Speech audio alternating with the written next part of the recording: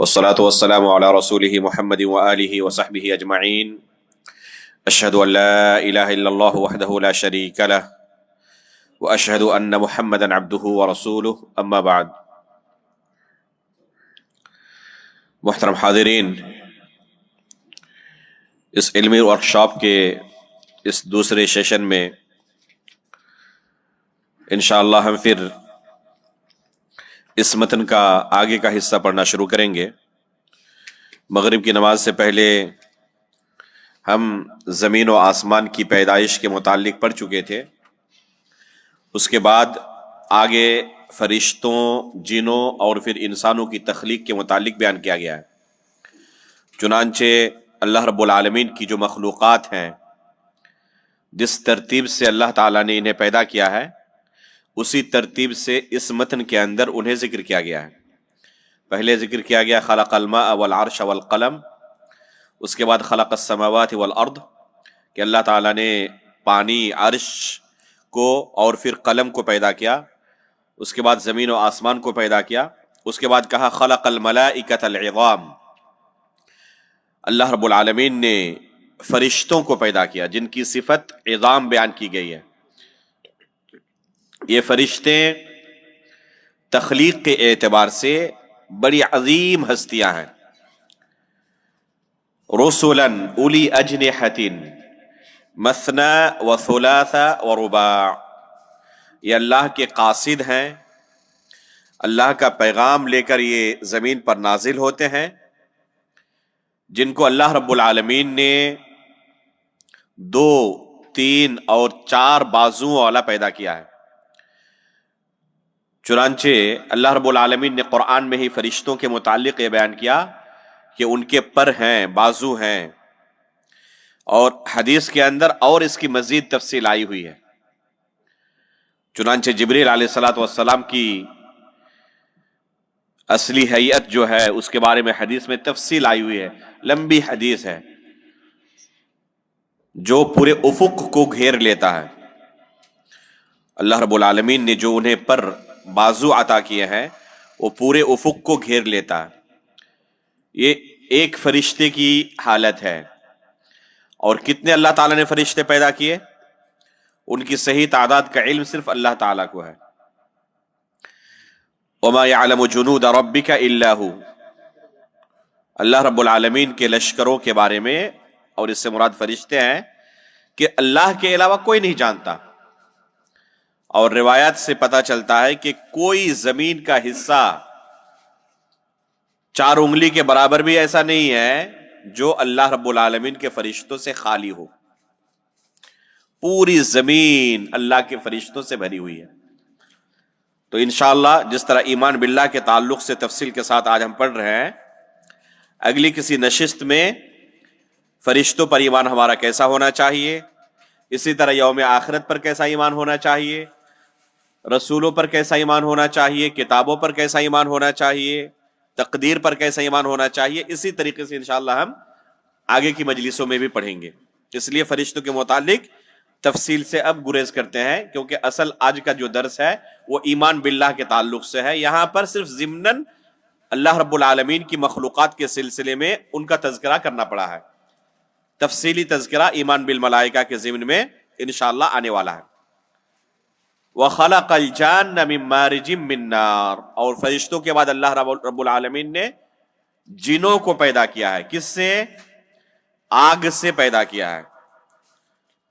اور اس کے بعد اللہ رب العالمین نے انسانوں کو پیدا کیا ہے مٹی سے. وَخَلَقَ الْإِنسَانَ فِي أَحْسَنِ تَقْوِيمٍ، اور انسانوں کو بہترین سانچے میں ڈھال کر اللہ تعالیٰ نے پیدا کیا ہے. فَبَدَأَ خَلْقَهُ مِن طِينٍ، اور انسانوں کی تخلیق اللہ تعالیٰ نے کس سے کی؟ مٹی سے. ثُمَّ جَعَلَ نَسْلَهُ مِن سُلَالَةٍ مِّن مَّاءٍ مَّهِينٍ ثُمَّ سَوَّاهُ وَنَفَخَ فِيهِ مِن رُّوحِهِ فَعَدَلَهُ وَصَوَّرَهُ فَأَحْسَنَ صُوَرَهُ وَجَعَلَ لَهُ عَيْنَيْنِ وَلِسَانًا وَشَفَتَيْنِ وَشَقَّ سَمْعَهُ بِحَوْلِهِ وَقُوَّتِهِ فَتَبَارَكَ اللَّهُ أَحْسَنُ الْخَالِقِينَ. یہ پوری عبارت قرآن کریم کے اندر اور احادیث کے اندر انسانوں کی تخلیق کے متعلق جو آیا ہوا ہے اس سے ماخوذ ہے. ایک ایک لفظ قرآن سے اور اللہ کے رسول کی احادیث سے ماخوذ ہے کہ اللہ رب العالمین نے انسانوں کو کیسے پیدا کیا؟ مٹی سے پیدا کیا. انسانوں کے نسل کو اللہ تعالیٰ نے آدم علیہ الصلوۃ والسلام سے آگے بڑھایا ہے، اور آدم کی تخلیق مٹی سے کی جو کہ ہمارے اصل ہیں، ابو البشر ہیں. تو جب ان کی تخلیق مٹی سے کی تو دوسرے تمام انسان گویا کہ مٹی سے بنائے گئے. لیکن اللہ تعالیٰ نے کیا کہا کہ آگے کی نسل کو اللہ رب العالمین نے منی سے آگے بڑھایا ہے. ثم جعل نسلہ من سلالۃ من ماء مہین. آدم کو اللہ تعالیٰ نے مٹی سے پیدا کیا، اور آگے کی نسل کو کیسے بڑھایا؟ آگے کی نسل کو اللہ رب العالمین نے ناپاک گندے پانی سے اللہ تعالیٰ نے آگے بڑھایا ہے. اور پھر اللہ رب العالمین نے دیکھیں کہ کس طرح اسی ناپاک گندے پانی سے کیسے اللہ رب العالمین اس کی تخلیق کرتا ہے رحم مادہ کے اندر. چنانچہ ماں کے پیٹ کے اندر اسے اللہ رب العالمین بہترین شکل و صورت سے نوازتا ہے. هو الذی یصورکم فی الارحام کیف یشاء لا الہ الا هو العزیز الحکیم. کہ اللہ رب العالمین کی ہی ذات ہے جو رحم مادر کے اندر تمہیں جیسے چاہتا ہے شکل و صورت عطا کرتا ہے.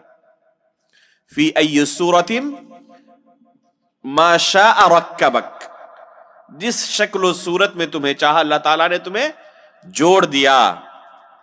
تو رحم مادر کے اندر ہی اللہ رب العالمین اسی نطفے سے ایک انسان کو اس کی پوری تخلیق عطا کرتا ہے، بہترین سانچے میں ڈھالتا ہے، اور پھر اسے اس دنیا میں لاتا ہے.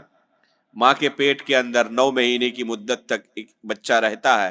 وہیں پر اللہ رب العالمین اس کے کھانے پینے کا بندوبست کرتا ہے. اور دنیا کا ہر انسان اس مرحلے سے گزر کر ہی دنیا میں قدم رکھتا ہے، چاہے وہ پوری دنیا کا بادشاہ بعد میں بن جائے. ایک زمانہ اس کے ساتھ ایسا گزرا ہے جب اپنی ماں کے پیٹ میں انتہائی لاچار، بے بس، کمزور تھا. اتنا کمزور، اتنا حقیر کہ اس کی ماں بھی اگر اسے کسی مصیبت سے بچانا چاہے تو نہیں بچا سکتی تھی. اللہ رب العالمین نے وہاں پر اس کی حفاظت کی. اللہ رب العالمین نے وہاں پر اس کے رزق کا بندوبست کیا، ایسے رزق کا جو اس کے علاوہ کسی کے بس کی بات نہیں.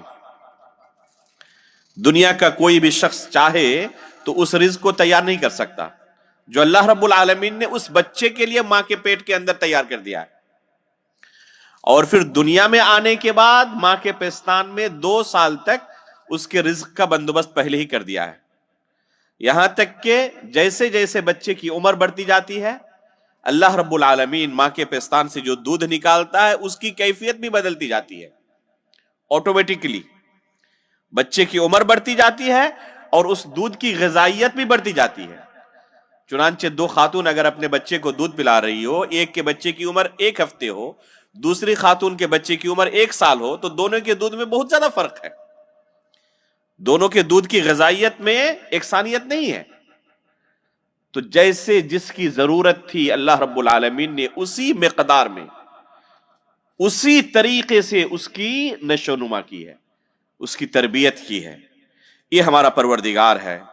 وہی انسان جب بڑا ہوتا ہے، خون کے اندر گرمی آتی ہے، تھوڑی سی طاقت کہاں مل جاتی ہے تو اس رب کو بھول جاتا ہے اور کہتا ہے کہ رازق تو میں ہی ہوں، میں نے تو اپنے علم اور اپنے ہنر سے یہ مال کمایا ہے، اس میں پھر اللہ کا حق کہاں سے آ گیا؟ حالانکہ لاچار اور بے بس آیا تھا اس دنیا میں. وہ اللہ رب العالمین نے تھوڑا سا اسے دے کر نوازا جانچنے کے لیے. هل اتى على الانسان حين من الدهر لم يكن شيئا مذكورا. اس کی کوئی حیثیت نہیں تھی، اس پر ایک زمانہ ایسا گزر چکا ہے. کیا انسان ان چیزوں کے بارے میں غور نہیں کرتا؟ اگر ان چیزوں پر انسان غور کر لے کہ ایک ناپاک پانی سے اللہ رب العالمین نے کیسے اسے زندگی عطا کی اور کیسے اس کے تخلیق کے مراحل کو آگے بڑھایا، تو یہ انسان اس رب کا ناشکرہ نہیں ہو سکتا جس نے اسے اس مرحلے میں جب وہ لاچار تھا، بے بس تھا، اس طریقے سے اس کی دیکھ بھال کی ہو، اس کی تربیت کی ہو۔ اگر دنیا میں کوئی شخص کبھی کسی مصیبت میں گرفتار ہو جائے اور اسے لگے کہ اس مصیبت سے کہیں سے مجھے چھٹکارا نہیں مل سکتی، اور کوئی شخص اس مصیبت سے اسے نجات دے دے، اس کی مدد کر دے، تو زندگی بھر تک اس کا وہ احسان مند رہتا ہے۔ اگر اس کا وہ محسن کبھی کوئی غلط کام بھی کرے تب بھی اس کے خلاف نہیں بولتا، اور اپنے سب سے بڑے محسن اللہ رب العالمین کو، جو کہ ہمیشہ اس کے ساتھ انصاف کرتا ہے، اس کی نافرمانیوں کے باوجود اس کے ساتھ احسان کا معاملہ جاری رکھتا ہے، اسی رب کو بھول جاتا ہے اور زندگی بھر اسی کی نافرمانی کرتے رہتا ہے۔ تو ایک انسان کو اپنی تخلیق کے بارے میں سوچنا چاہیے۔ تو جو ہمارا رب ہے اس کے یہ تقاضے ہیں۔ کیا کہا؟ ثم سواہ ونفخ فیہ من روحہ، اللہ رب العالمین نے اسے بہترین شکل و صورت عطا کیا، اس کو بہترین سانچے میں ڈھالا، روح پھونکا، اور پھر اسے دنیا میں لایا بہترین شکل و صورت دے کر۔ وجعل له عینین ولسانا وشفتین، کیا کہا اللہ تعالیٰ نے قرآن میں؟ الم نجعل له عینین، یہ 30ویں پارے کی آیت ہے، اور تھوڑی دیر پہلے کہا گیا کہ اللہ تعالیٰ نے 30ویں پارے میں یہ مکہ کے اندر آیتیں نازل کی ہیں اور عقل والوں کو خطاب کیا ہے۔ تم کتاب و سنت کی دلیلیں نہیں مانتے نا، عقل تو اللہ تعالیٰ نے تمہیں دی ہے نا، ذرا اپنے عقل کا تو استعمال کرو۔ الم نجعل له عینین ولسانا وشفتین، اے انسان کیا تمہیں ہم نے 2 آنکھیں نہیں دی؟ تمہیں یہ لسان یعنی زبان عطا نہیں کیا؟ یہ 2 ہونٹ عطا نہیں کیے؟ اب غور کریں ان نعمتوں پر، 2 آنکھوں کا تذکرہ کیا، زبان کا تذکرہ کیا، اور 2 ہونٹوں کا تذکرہ کیا اللہ تعالیٰ نے۔ ایک کامن چیز آپ پائیں گے ان تینوں اعضاء میں، کہ یہاں پر اللہ رب العالمین نے ضرورت کے بقدر تری اور نمی رکھی ہے، پانی رکھا ہے۔ اس آنکھ کے اندر اگر یہ پانی ختم ہو جائے تو یہاں سے خون ٹپکنے لگے گا، ہو گیا نہیں؟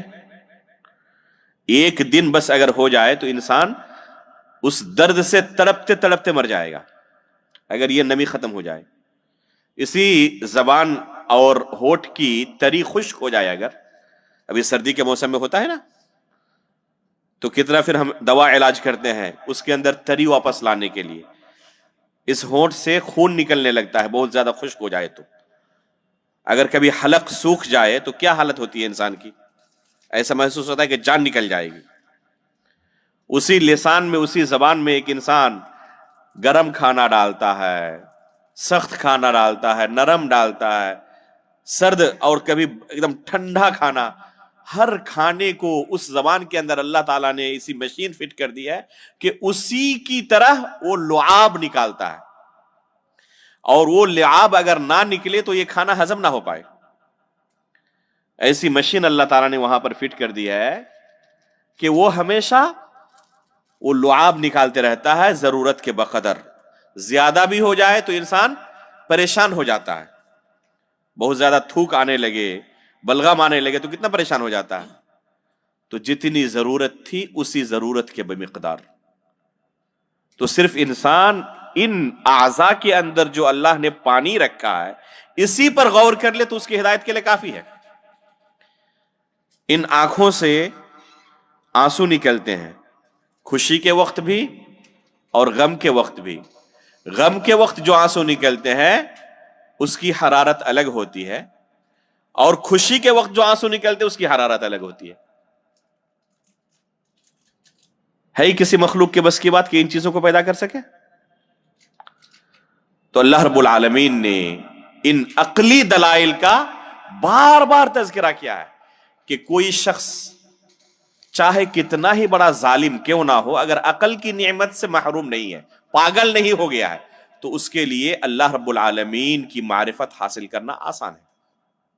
صرف ان عقلی دلائل کو اپنے عقل کا استعمال کرتے ہوئے جس طرح دنیا کی تمام جو نفع بخش چیزیں ہیں وہ حاصل کرتا ہے، نقصان دہ چیزوں سے دور رہتا ہے عقل کا استعمال کرتے ہوئے، تو اسی عقل کا استعمال کرتے ہوئے اپنے رب تک پہنچ سکتا ہے۔ لیکن چاند تک پہنچ جاتا ہے، چاند کے رب کی معرفت حاصل نہیں کر پاتا. یہ انسان کی کیفیت ہے، کیونکہ وہ عقل جو اسے دعوت دیتی ہے اس کا انکار کر دیتا ہے. چنانچہ اللہ تعالیٰ نے سب سے بڑے کافر دنیا کے فرعون کے بارے میں کیا کہا؟ وَجَحَدُوا بِهَا وَاسْتَيْقَنَتْهَا أَنفُسُهُمْ، گرچہ انکار کرے لیکن اس کے دل کے اندر یقین ہے کہ اللہ رب العالمین ہی ہے، خالق ہے، وہی مالک ہے، اس کے علاوہ کوئی نہیں ہے. ظلماً وعلوا، یہ جو انکار ہے یہ اپنی برتری دکھانے کے لیے بس، اور ظلم کی وجہ سے ہے. اگر اس کے پاس یہ ظلم نہ ہوتا، انصاف کا ذرہ برابر مادہ باقی رہتا، تو جو اللہ نے اسے عقل دی ہے نا، اس عقل کی بنا پر وہ ضرور اللہ رب العالمین کو تسلیم کر لیتا. تو ممکن نہیں ہے کہ کوئی کتنا ہی بڑا لبرل ہو جائے، ملحد ہو جائے، وہ اس عقل کو ٹھکرا دے اور کہے کہ اللہ تعالیٰ خالق نہیں ہے، اللہ کا وجود نہیں ہے. اور اللہ رب العالمین نے ان دلائل کو، رسول اللہ صلی اللہ علیہ وسلم نے احادیث کے اندر ان دلائل کو ایک دو مرتبہ نہیں، بے شمار مرتبہ تذکرہ کیا ہے. ابھی ایک ہفتہ پہلے یا 10 دن پہلے تقریباً توحید باری تعالیٰ کے عقلی دلائل پر میرا ایک خطاب ہوا ہے بھیونڈی میں، یوٹیوب پر موجود ہے، اس کو تفصیل سے سنیں. تفصیل کے ساتھ میں نے وہاں پر ان چیزوں کو بیان کیا ہے کہ ایک شخص جو قرآن و حدیث نہیں مانتا، اس کے لیے بھی عقلی دلائل اللہ تعالیٰ نے اپنی توحید کے لیے اتنے زیادہ رکھے ہیں کہ کوئی اگر انتہائی ظالم نہ ہو جائے، انصاف کا ذرہ برابر مادہ باقی رہے اور عقل کی نعمت سے محروم نہ ہو، پاگل نہ ہو، تو اللہ رب العالمین کا انکار نہیں کر سکتا ہے. تو انہی چیزوں کو یہاں پر ان نصوص کی روشنی میں رکھا گیا ہے. اس کے بعد کہا وَعَلَمْ رَحِمَكَ اللَّهُ أَنَّ أَهْلَ السُّنَّةِ وَالْجَمَاعَةِ يُؤْمِنُونَ بِمَا وَصَفَ اللَّهُ بِهِ نَفْسَهُ فِي كِتَابِهِ. جان لو اللہ رب العالمین تم پر اپنی رحمت نازل کرے کہ اہل سنت والجماعت اس بات پر ایمان رکھتے ہیں جو کچھ اللہ رب العالمین نے اپنے متعلق کتاب اللہ کے اندر، قرآن کریم کے اندر اپنا وصف بیان کیا ہے، اس پر اہل سنت والجماعت ایمان رکھتے ہیں. جو بھی اللہ تعالیٰ نے اپنی صفت بیان کی ہے، اہل سنت والجماعت اس پر ایمان رکھتے ہیں.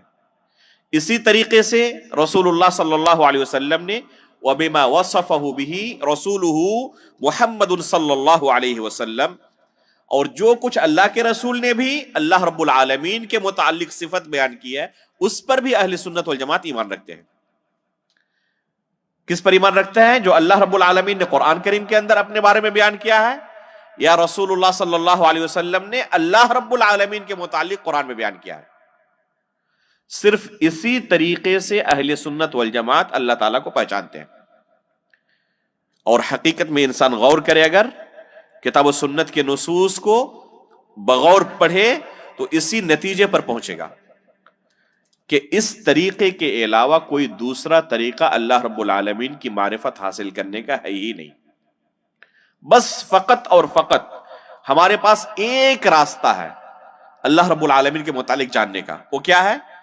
اللہ تعالیٰ نے قرآن میں خود اپنے بارے میں جو بیان کیا ہے، یا رسول صلی اللہ علیہ وسلم نے احادیث کے اندر اللہ کے متعلق جو بیان کیا ہے. اس کے علاوہ کوئی دوسرا راستہ ہمارے پاس اللہ رب العالمین کی معرفت، حقیقی معرفت حاصل کرنے کا نہیں ہے. کیوں؟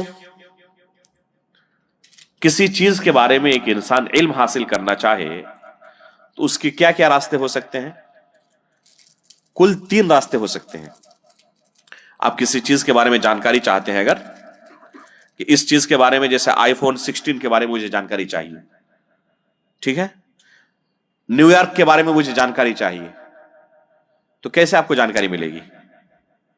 اس کے کل 3 راستے ہو سکتے ہیں. کسی بھی چیز کے بارے میں اس کے کل 3 راستے ہو سکتے ہیں. پہلا راستہ یہ ہے کہ جس چیز کے بارے میں جانکاری آپ کو چاہیے، اپنی ان آنکھوں سے اس کو جا کے دیکھ لیں. آپ کو نیو یارک کے بارے میں جانکاری چاہیے، فلائٹ پکڑے جائیں اور وہاں جا کر اپنی آنکھوں سے دیکھ کے آ جائیں، جانکاری مل جائے گی. آئی فون 16 آپ کو چاہیے، اپنی آنکھوں سے دیکھ لیں، یہ ہے، چلا کر دیکھ لیں. سب سے افضل اور بڑھیا طریقہ یہی ہے کہ جس چیز کے بارے میں انسان جاننا چاہتا ہے ڈائریکٹ اسی چیز کو دیکھ لے. اللہ رب العالمین کے متعلق یہ دروازہ بالکل کلوز ہے، بند ہے. اللہ رب العالمین کو کوئی شخص دیکھ نہیں سکتا ہے. موسیٰ علیہ الصلوۃ والسلام نے درخواست رکھی تھی اللہ کے سامنے، رب ارنی انظر الیک، تو اللہ تعالیٰ نے کیا کہا؟ لن ترانی، ہرگز نہیں دیکھ سکتے. موسیٰ علیہ السلام نے درخواست رکھی کہ اللہ میں تمہیں دیکھنا چاہتا ہوں، تو اللہ تعالیٰ نے کیا کہا؟ ہرگز نہیں دیکھ سکتے. اگر ایک نبی کو یہ جواب ملے تو کسی انسان کے بس کی بات ہے کہ وہ اللہ رب العالمین کو دیکھ لے؟ تو یہ راستہ تو بالکل بند ہے.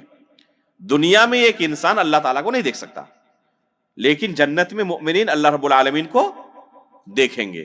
آگے وہ بیان آ رہا ہے. تو یہ پہلا راستہ تھا جو کہ اللہ کے سلسلے میں کیا ہے؟ بند ہے، کلوز ہے. دوسرا راستہ کسی چیز کے بارے میں جانکاری حاصل کرنے کا یہ ہے کہ اصل چیز کو ہم تو دکھا نہیں سکے آپ کو، البتہ اسی کی طرح کا ڈیمو ہمارے پاس ہے. دکان کے پاس گیا آپ، کسی دکاندار کے پاس کہ مجھے یہ موبائل چاہیے، انہوں نے کہا کہ اصل تو ہم ڈبے سے نہیں کھول کے دکھا سکتے آپ کو، سیل نہیں توڑ سکتے، البتہ ڈیمو ہمارے پاس ہے، بالکل اسی طرح کا ہے. تو ڈیمو دیکھ کر بھی اس کے بارے میں جانکاری مل جاتی ہے. اللہ رب العالمین کے سلسلے میں یہ راستہ بھی بالکل بند ہے. لیس کمثلہ شیء، اللہ رب العالمین کی طرح کچھ ہے ہی نہیں کہ آپ اس کی مثال دے کر سمجھائیں کسی کو کہ اللہ تعالیٰ ایسے ہیں. لیس کمثلہ شیء، اللہ تعالیٰ نے قرآن میں اعلان کر دیا کہ اس کی طرح کچھ ہے ہی نہیں کہ آپ اللہ رب العالمین کی مثال دے کر کسی کو سمجھائیں کہ اس طرح اللہ ہے. یہ راستہ بھی بند ہوا. تیسرا راستہ ہے خبر حاصل کی جائے. آپ نیو یارک بھی نہیں جا سکے، آئی فون 16 بھی نہیں دیکھ سکے، لیکن اس کے متعلق خبریں پڑھ رہے ہیں کہ اس کے اندر یہ سب فیچرز ہیں، اس شہر میں یہ چیزیں موجود ہیں، دیکھنے میں اس طرح لگتا ہے، ٹیمپریچر اس طرح رہتا ہے. ان کے اس شخص کے متعلق یا اس شہر کے متعلق یا کسی سامان اور گیجٹس کے متعلق آپ خبریں پڑھتے ہیں. ان خبروں کے ذریعے اس کی معلومات حاصل کرتے ہیں. اللہ رب العالمین کے متعلق یہ سورس کھلا ہوا ہے، یہ راستہ کھلا ہوا ہے. بس جس طرح دنیا کے کسی معاملے میں آپ ہر خبر پر یہ اعتماد نہیں کر لیتے، بلکہ آپ چاہتے ہیں کہ آتھینٹک ایک دم بالکل سورس ہو، صحیح ذرائع سے، موثوق ذرائع سے آپ کو خبر ملے.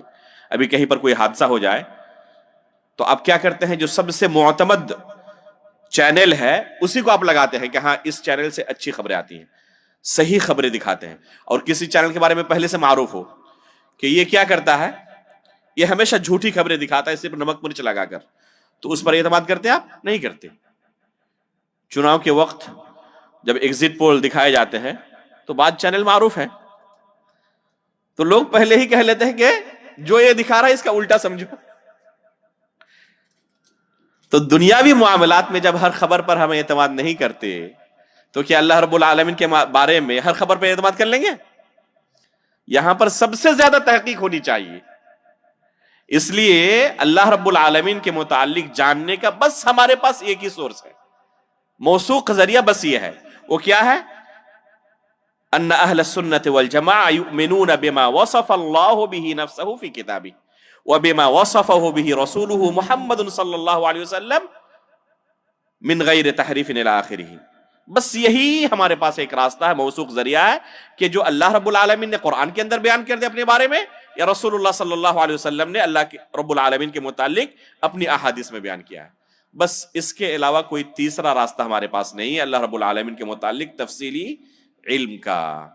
البتہ اللہ رب العالمین کی وحدانیت کے بارے میں جاننے کا عقلی دلائل موجود ہے، لیکن تفصیلات عقل بیان نہیں کر سکتی. کہ اللہ رب العالمین کی صفات کے متعلق عقل کے ذریعے ہم ادراک کر سکیں. وَلَا يُحِيطُونَ بِشَيْءٍ مِّنْ عِلْمِهِ إِلَّا بِمَا شَاءَ. تو یہ عقل ادراک نہیں کر سکتی. اس لیے اس کا ایک ہی سورس ہے، ایک ہی ذریعہ ہے کہ ہم کتاب اللہ کو دیکھیں، اللہ کے رسول کی احادیث کو دیکھیں، تب ہم اللہ رب العالمین کی معرفت حاصل کر سکتے ہیں. لیکن جو نصوص وارد ہیں کتاب اللہ کے اندر یا سنت رسول کے اندر، ان نصوص کے اندر ہمارا کیا منہج ہونا چاہیے؟ اہل سنت والجماعت کا کیا منہج ہے ان نصوص کے متعلق؟ کہتے ہیں من غیر تحریف ولا تعطیل ومن غیر تکییف ولا تمثیل. یہ چار اہم ضوابط ہیں اللہ رب العالمین کے اسماء اور صفات کے متعلق، اور انہی ضوابط کی بنا پر اہل سنت کا اہل بدعت سے کیا ہوتا ہے؟ فرق کیا جاتا ہے. تمیز انہی ضوابط کی بنا پر ہوتی ہے. چنانچہ اہل سنت والجماعت اللہ رب العالمین کے متعلق قرآن میں یا حدیث میں کوئی بھی نام آئے، اللہ کی کوئی صفت آئے، تو بغیر تحریف کے اور تعطیل کے اور بغیر تکییف اور تمثیل کے اس پر ایمان رکھتے ہیں. یہ چار کلمات بیان کیے گئے. شاید کہ آپ پہلی مرتبہ سن رہے ہو، اس لیے تھوڑا غور سے سمجھیں کہ ان چار ضوابط کا کیا معنی ہے، چار کلمات کا کیا معنی ہے. پہلا کلمہ کیا کہا گا؟ من غیر تحریف. تحریف کہتے ہیں تبدیل کرنے کو. جو اللہ رب العالمین نے اپنے بارے میں بیان کیا، اہل سنت والجماعت اس کو بدلتے نہیں ہیں. جو اللہ نے کہا وہی مانتے ہیں. جیسے تحریف کی دو قسمیں ہیں، ایک ہے لفظی تحریف اور ایک ہے معنوی تحریف. یعنی لفظ ہی بدل دیا جائے، اس کو لفظی تحریف کہیں گے. اہل سنت والجماعت یہ کام نہیں کرتے. ایک ہے معنوی تحریف، لفظ تو باقی رکھتے ہیں اسی طرح، لیکن اس کے معنی کے اندر تبدیلی پیدا کر دیتے ہیں. کہتے ہیں اس کا معنی یہ نہیں ہے، اس کا معنی یہ ہے، لفظ کا معنی ہی بدل دیا. تو اہل سنت والجماعت یہ کام اللہ رب العالمین کے سلسلے میں نہیں کرتے ہیں. مثال کے طور پر لفظی تحریف، اللہ تعالیٰ نے قرآن میں کیا کہا؟ وَكَلَّمَ اللَّهُ مُوسَى تَكْلِيمًا، کہ اللہ رب العالمین نے موسیٰ علیہ الصلوۃ والسلام کے ساتھ کلام کیا. کلم اللہ موسیٰ، کلم اللہ میں اللہ فاعل ہے، یعنی کلام کرنے والا کون ہے؟ اللہ رب العالمین ہے. اہل بدعت اللہ رب العالمین کے کلام پر اعتماد نہیں رکھتے، یقین نہیں رکھتے، ایمان نہیں رکھتے. وہ یہ تسلیم نہیں کرتے کہ اللہ تعالیٰ کلام کرتا ہے، اس لیے اس آیت کی تحریف کرتے ہیں. اور کس طرح پڑھتے ہیں اس کو؟ وَكَلَّمَ اللَّهَ مُوسَى تَكْلِيمًا، کہ موسیٰ علیہ السلام نے اللہ رب العالمین سے بات کیا. وہ یہ نہیں کہتے کہ اللہ تعالیٰ نے بات کیا موسیٰ علیہ السلام کے ساتھ، بلکہ فاعل کس کو بناتے ہیں؟ موسیٰ کو، اور اللہ رب العالمین کو مفعول بنا دیتے ہیں. تو یہ لفظی تحریف ہوئی. چنانچہ ایک بدعتی کا ایک واقعہ سلف بیان کرتے ہیں کہ ابو عمرو بن العلا جو معروف قاری ہیں قراء میں سے، ایک بدعتی آیا اور ان سے درخواست کرنے لگا کہ کلم اللہ موسیٰ تکلیما، جو یہ آیت آپ لوگ پڑھتے ہیں، تو ایک کام کریں، اسے اللہ پر زبر دے کر پڑھیں اور کلم اللہ کہیں تاکہ موسیٰ فاعل ہو جائے.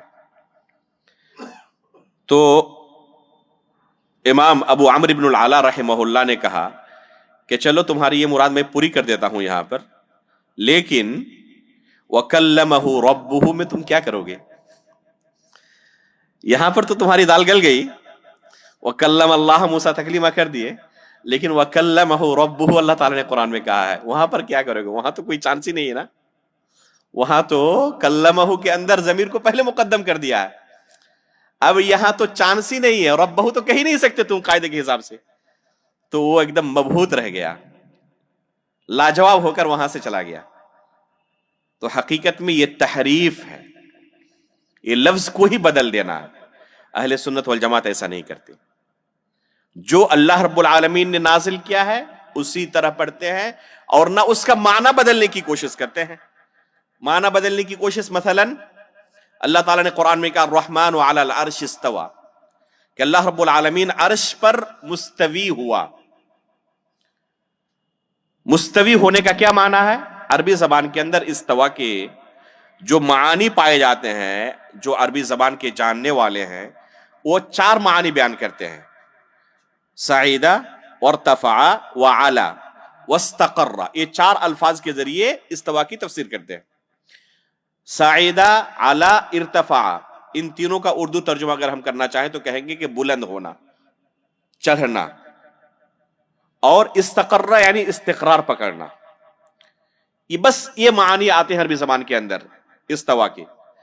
اہل بدعت کیا کہتے ہیں کہ یہاں استوا استولا کے معنی میں ہے، یعنی مالک ہونا، غالب آ جانا کسی پر.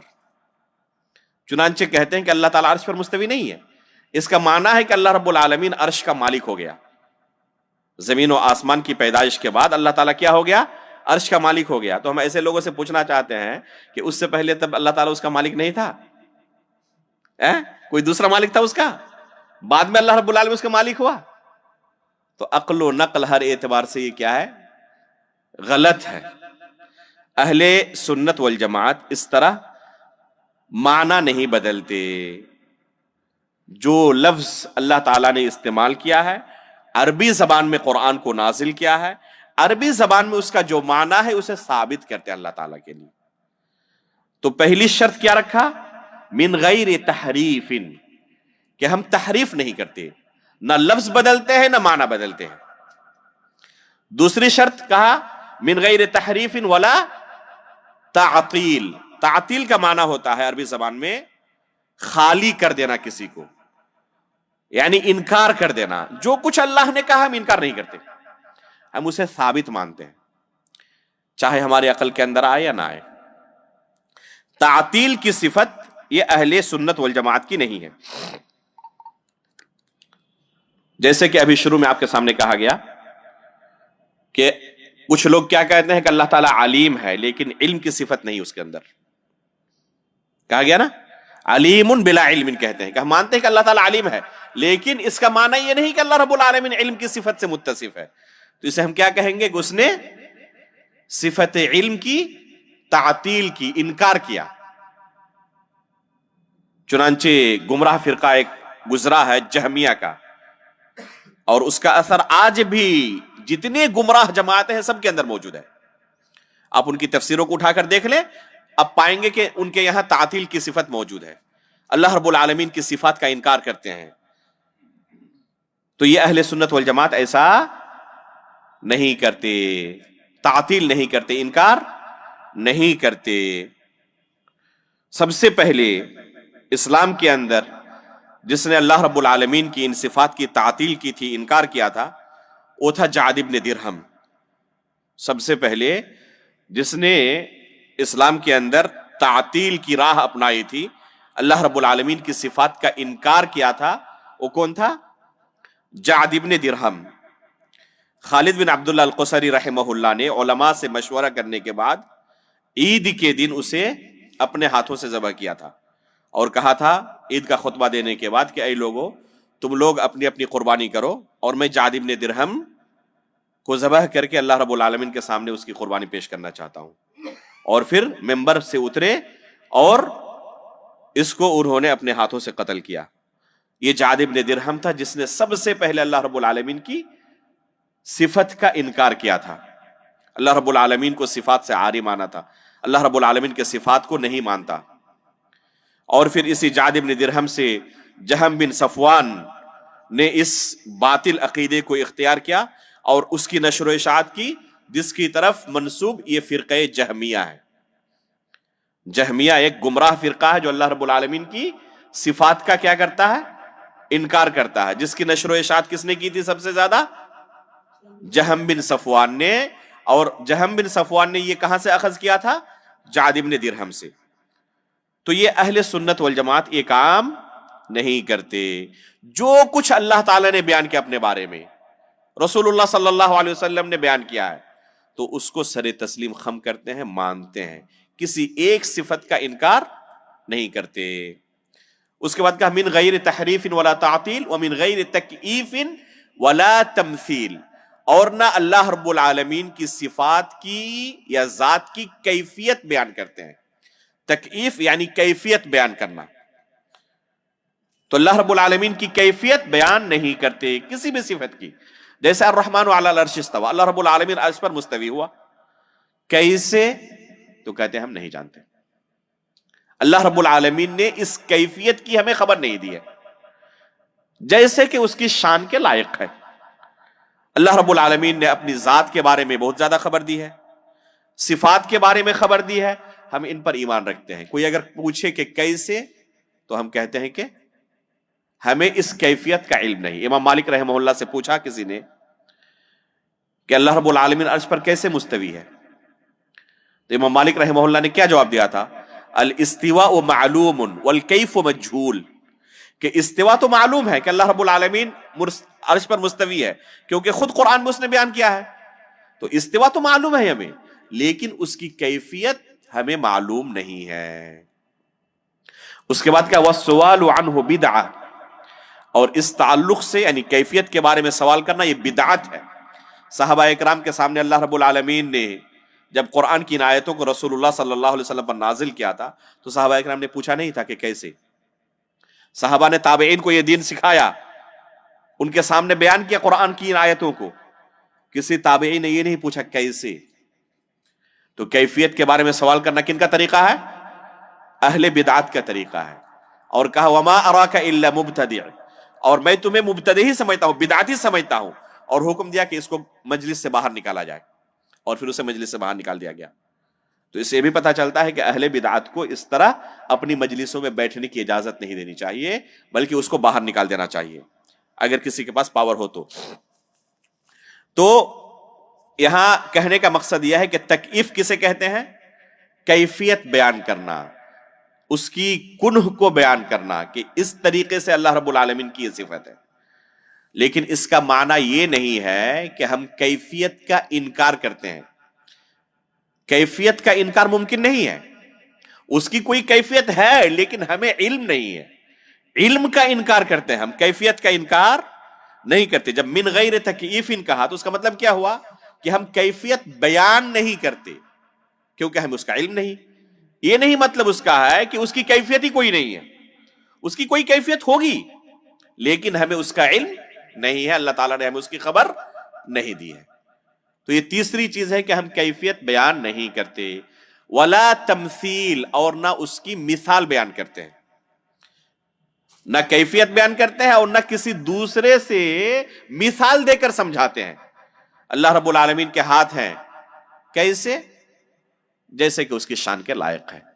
ہم اس کی نہ کیفیت جانتے ہیں اور نہ کسی دوسرے مخلوق سے مثال دے کر سمجھا سکتے ہیں کہ اللہ کی آنکھیں ہیں جیسے کہ فلاں شخص کی، نعوذ باللہ من ذالک. یہ مثال دینا ہوا، تو ہم مثال بھی نہیں دیتے. تو یہ چار اہم ضوابط ہیں. اللہ رب العالمین کے متعلق جو بھی آیت وارد ہو، جو بھی حدیث وارد ہو، وہاں پر ان چاروں ضوابط کا خیال رکھنا انتہائی ضروری ہے. اگر کوئی ان میں سے کسی ایک کو چھوڑتا ہے تو اہل بدعت کا طریقہ اختیار کرتا ہے. اہل سنت والجماعت کا یہ طریقہ نہیں ہے. اہل سنت والجماعت نہ کسی لفظ کو بدلتے ہیں، نہ اس کے معنی کو بدلتے ہیں، نہ کسی صفت کا اور نہ کسی نام کا انکار کرتے ہیں، اور نہ اس کی کیفیت بیان کرتے ہیں، اور نہ کسی مثال سے سمجھاتے ہیں. تو یہ جملہ یاد کر لیں، ایک دم ازبر کر لیں کہ ان اہل السنت والجماعہ یؤمنون بما وصف اللہ بہ نفسہ فی کتابہ وبما وصفہ بہ رسولہ محمد صلی اللہ علیہ وسلم من غیر تحریف ولا تعطیل ومن غیر تکییف ولا تمثیل. یہ انتہائی بنیادی عقیدہ ہے اللہ رب العالمین کے بارے میں.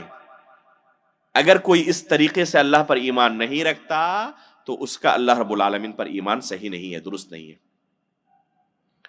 اس لیے ہمیں ان نصوص کو جس طریقے سے سلف نے سمجھا تھا، اللہ کے رسول نے صحابہ کو تعلیم دی تھی، اسی طریقے سے سمجھنے کی ضرورت ہے. اور اس طریقے سے نہ سمجھنے کی وجہ سے یہ جتنے گمراہ فرقے ہیں، تمام گمراہ فرقوں کے اندر ایک مشترک چیز آپ پائیں گے. جتنے گمراہ فرقے پیدا ہوئی، تمام گمراہ فرقوں میں آپ مشترک چیز پائیں گے کہ اللہ رب العالمین کے متعلق ان کا ایمان سلف صالحین کے ایمان کی طرح نہیں ہے. اب کسی آیت کے بارے میں، کسی حدیث کے بارے میں جو اللہ رب العالمین کے متعلق، اس کی ذات یا صفت کے متعلق موجود ہو، اب گمراہ فرقوں کے یہاں جائیں، آپ وہ معنی نہیں پائیں گے جو صحابہ اکرام نے بیان کیا تھا، تابعین نے بیان کیا تھا، تبع تابعین نے بیان کیا تھا. وہ معنی نہیں پائیں گے. یا تو ان کے یہاں تحریف پائیں گے، یا ان کے یہاں تعطیل پائیں گے، یا تکییف پائیں گے، یا تمثیل پائیں گے.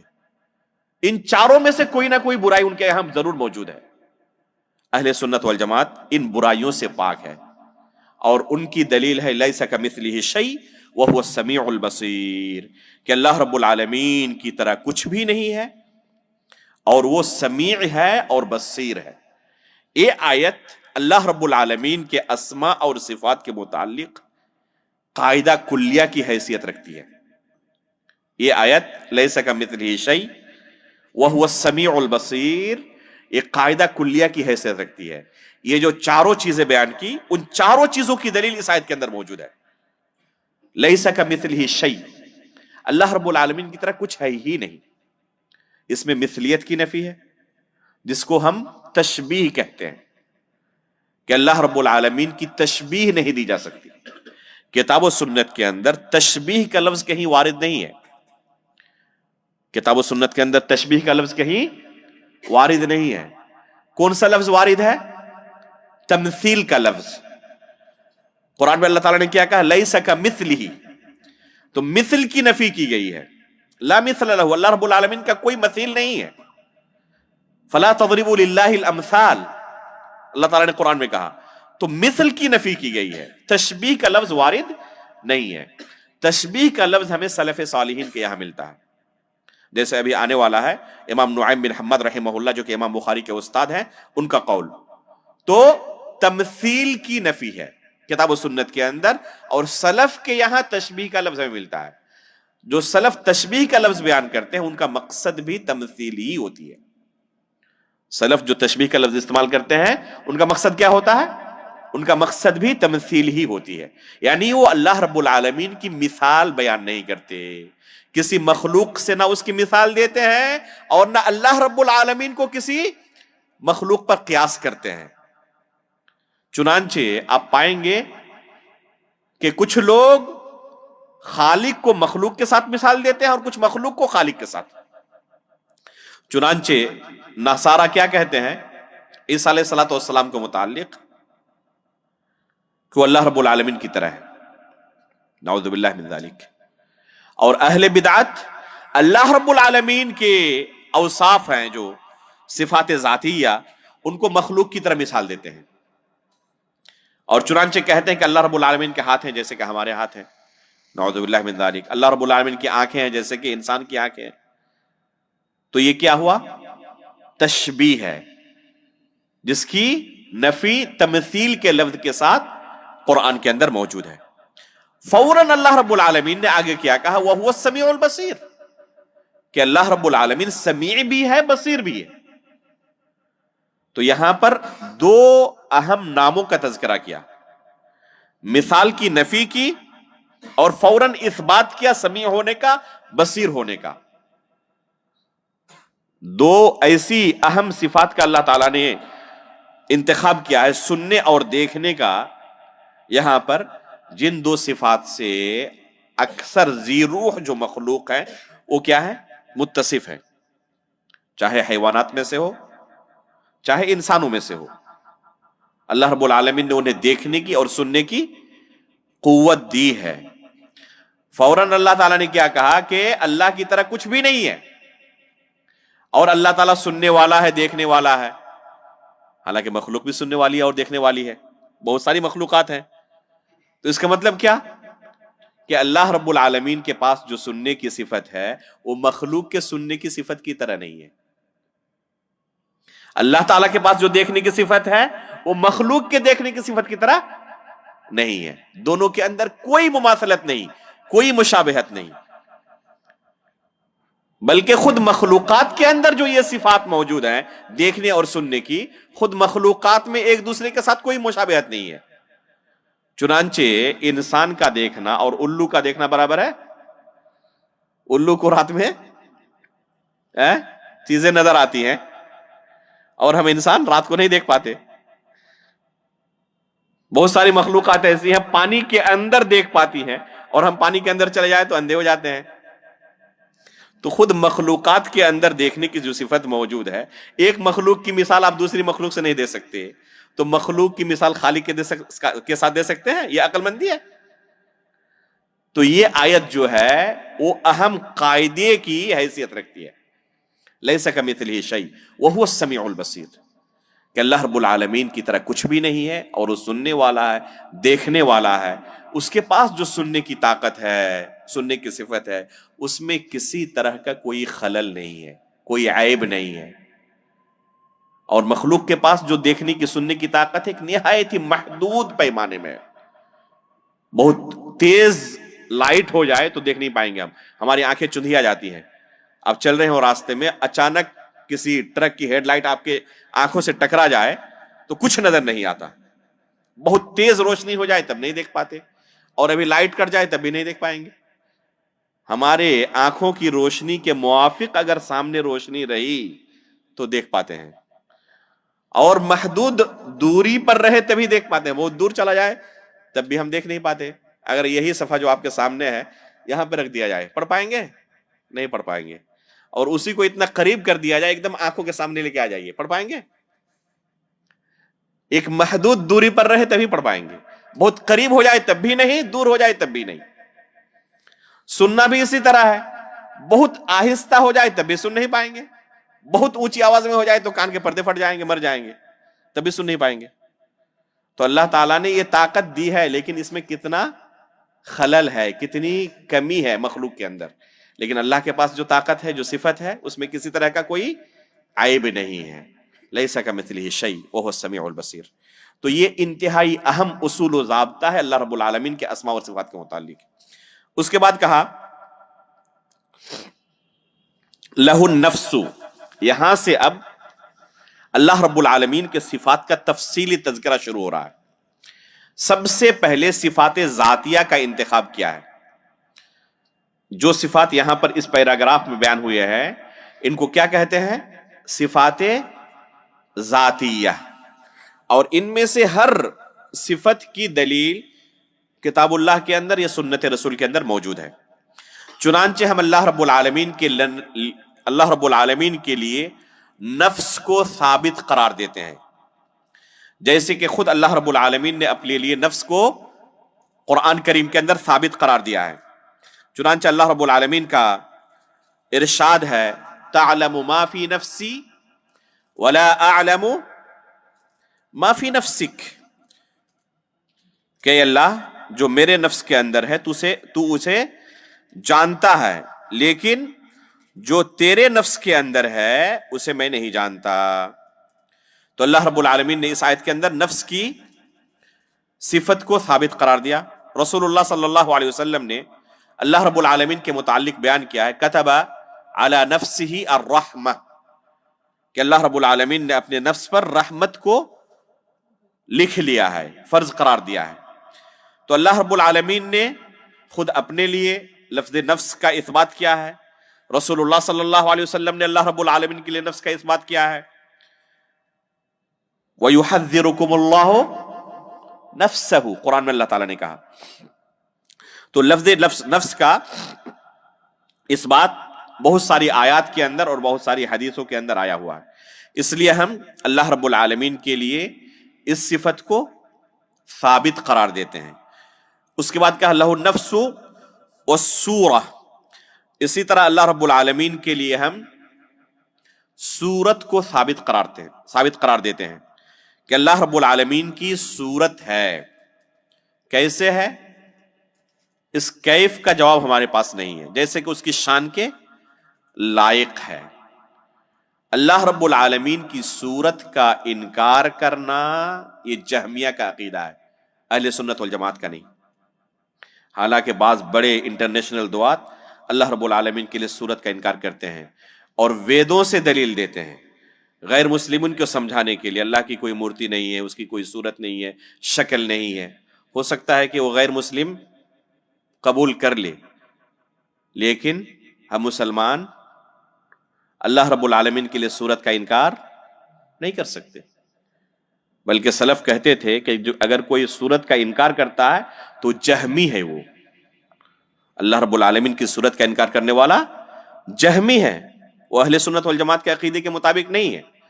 چنانچہ صحیح بخاری اور صحیح مسلم کی روایت ہے کہ قیامت کے دن اللہ رب العالمین لوگوں کے سامنے اپنی اصل صورت میں نہیں بلکہ دوسری صورت میں ظاہر ہو کر آئیں گے اور کہیں گے انا ربکم، میں تمہارا پروردگار ہوں.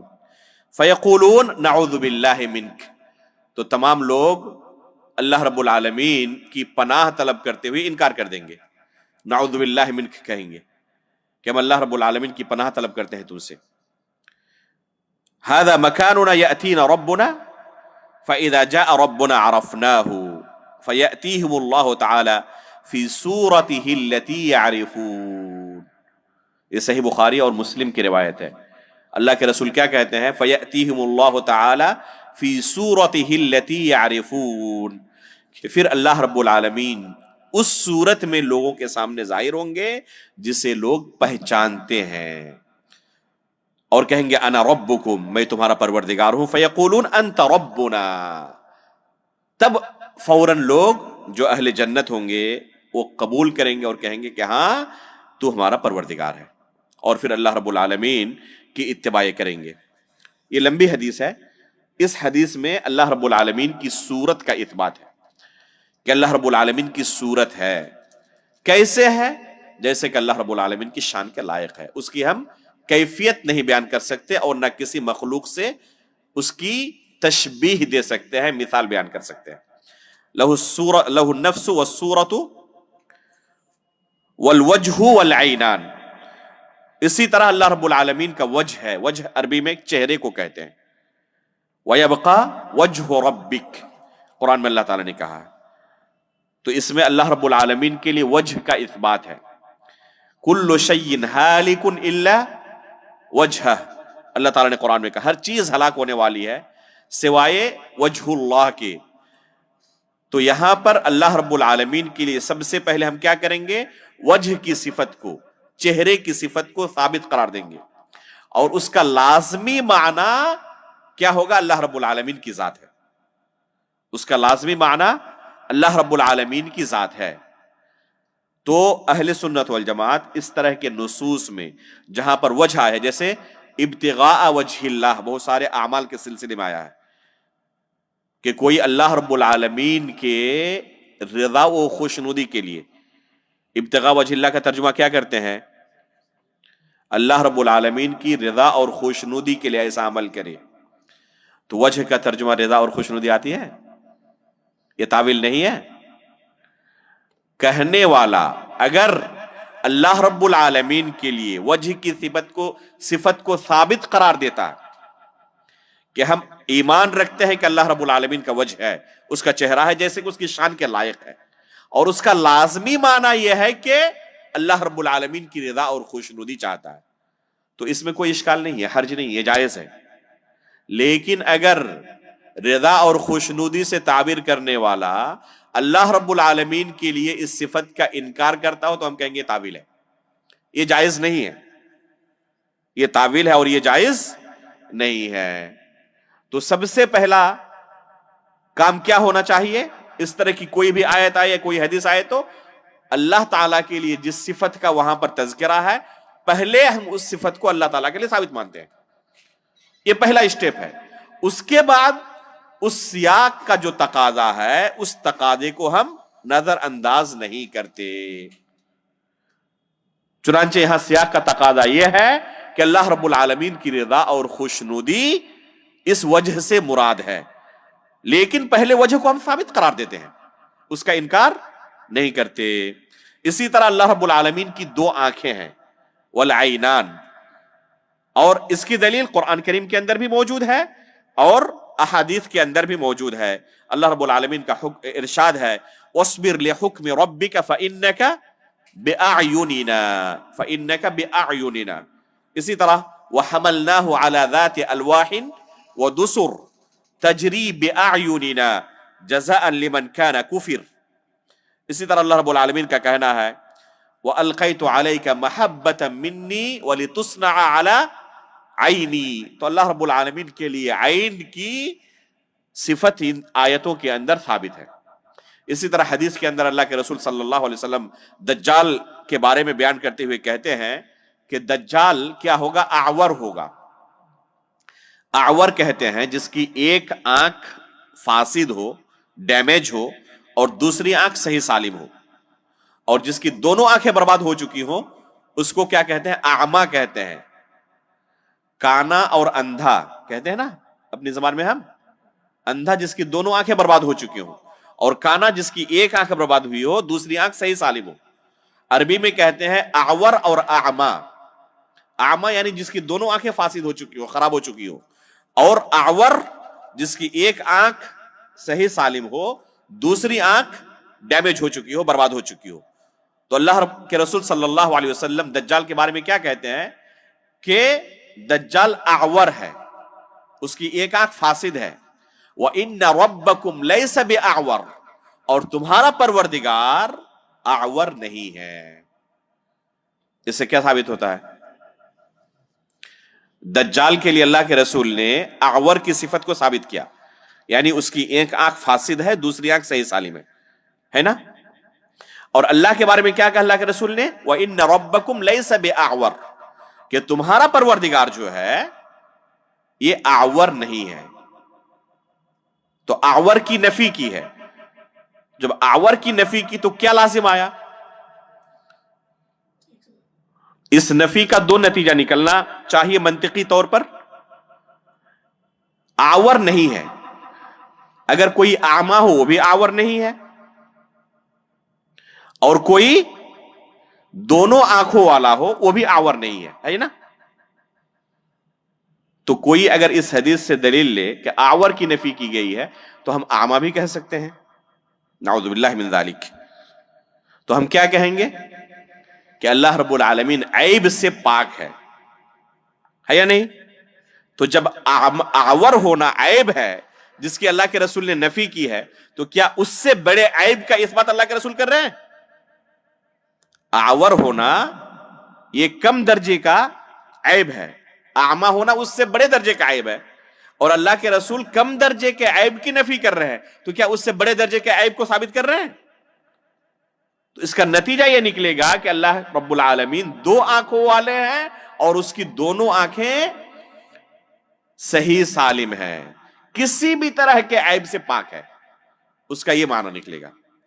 تو اللہ رب العالمین کی دو آنکھیں ہیں جس پر اہل سنت والجماعت ایمان رکھتے ہیں. اسی طرح اللہ رب العالمین کا کف ہے. کف کہتے ہیں عربی زبان میں ہتھیلی کو. والاصابع، اور اللہ رب العالمین کی انگلیاں ہیں. اصابع انگلی کو کہتے ہیں، اصبع اور اس کی جمع ہے اصابع. اللہ رب العالمین کی انگلیاں ہیں. والانامل، اور انامل کہتے ہیں انگلیوں کے پور کو. انگلیوں کے پور کو انامل کہتے ہیں. انملہ اس کی مفرد ہے اور انامل اس کی جمع ہے. تو انامل، اصابع اور کف، یہ تینوں صفتیں اللہ کے رسول صلی اللہ علیہ وسلم کی حدیث میں اللہ رب العالمین کے لیے وارد ہیں. یہ تینوں صفتیں اللہ کے رسول صلی اللہ علیہ وسلم کی حدیث میں اللہ رب العالمین کے لیے وارد ہیں.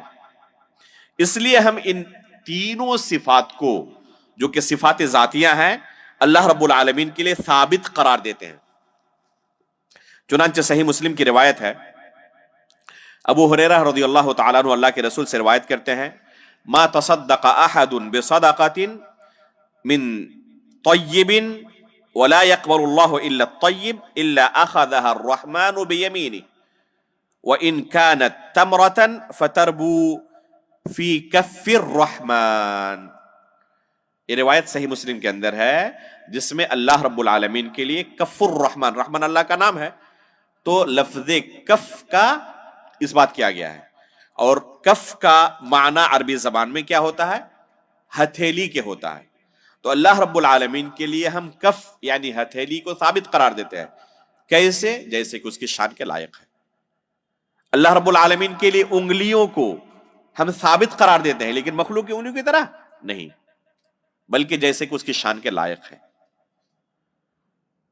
اللہ رب العالمین کے لیے انامل کو، انگلیوں کے پور کو ثابت قرار دیتے ہیں. عربی میں انامل اس کو کہتے ہیں. تو اللہ کے رسول نے عربی زبان میں بات کی ہے.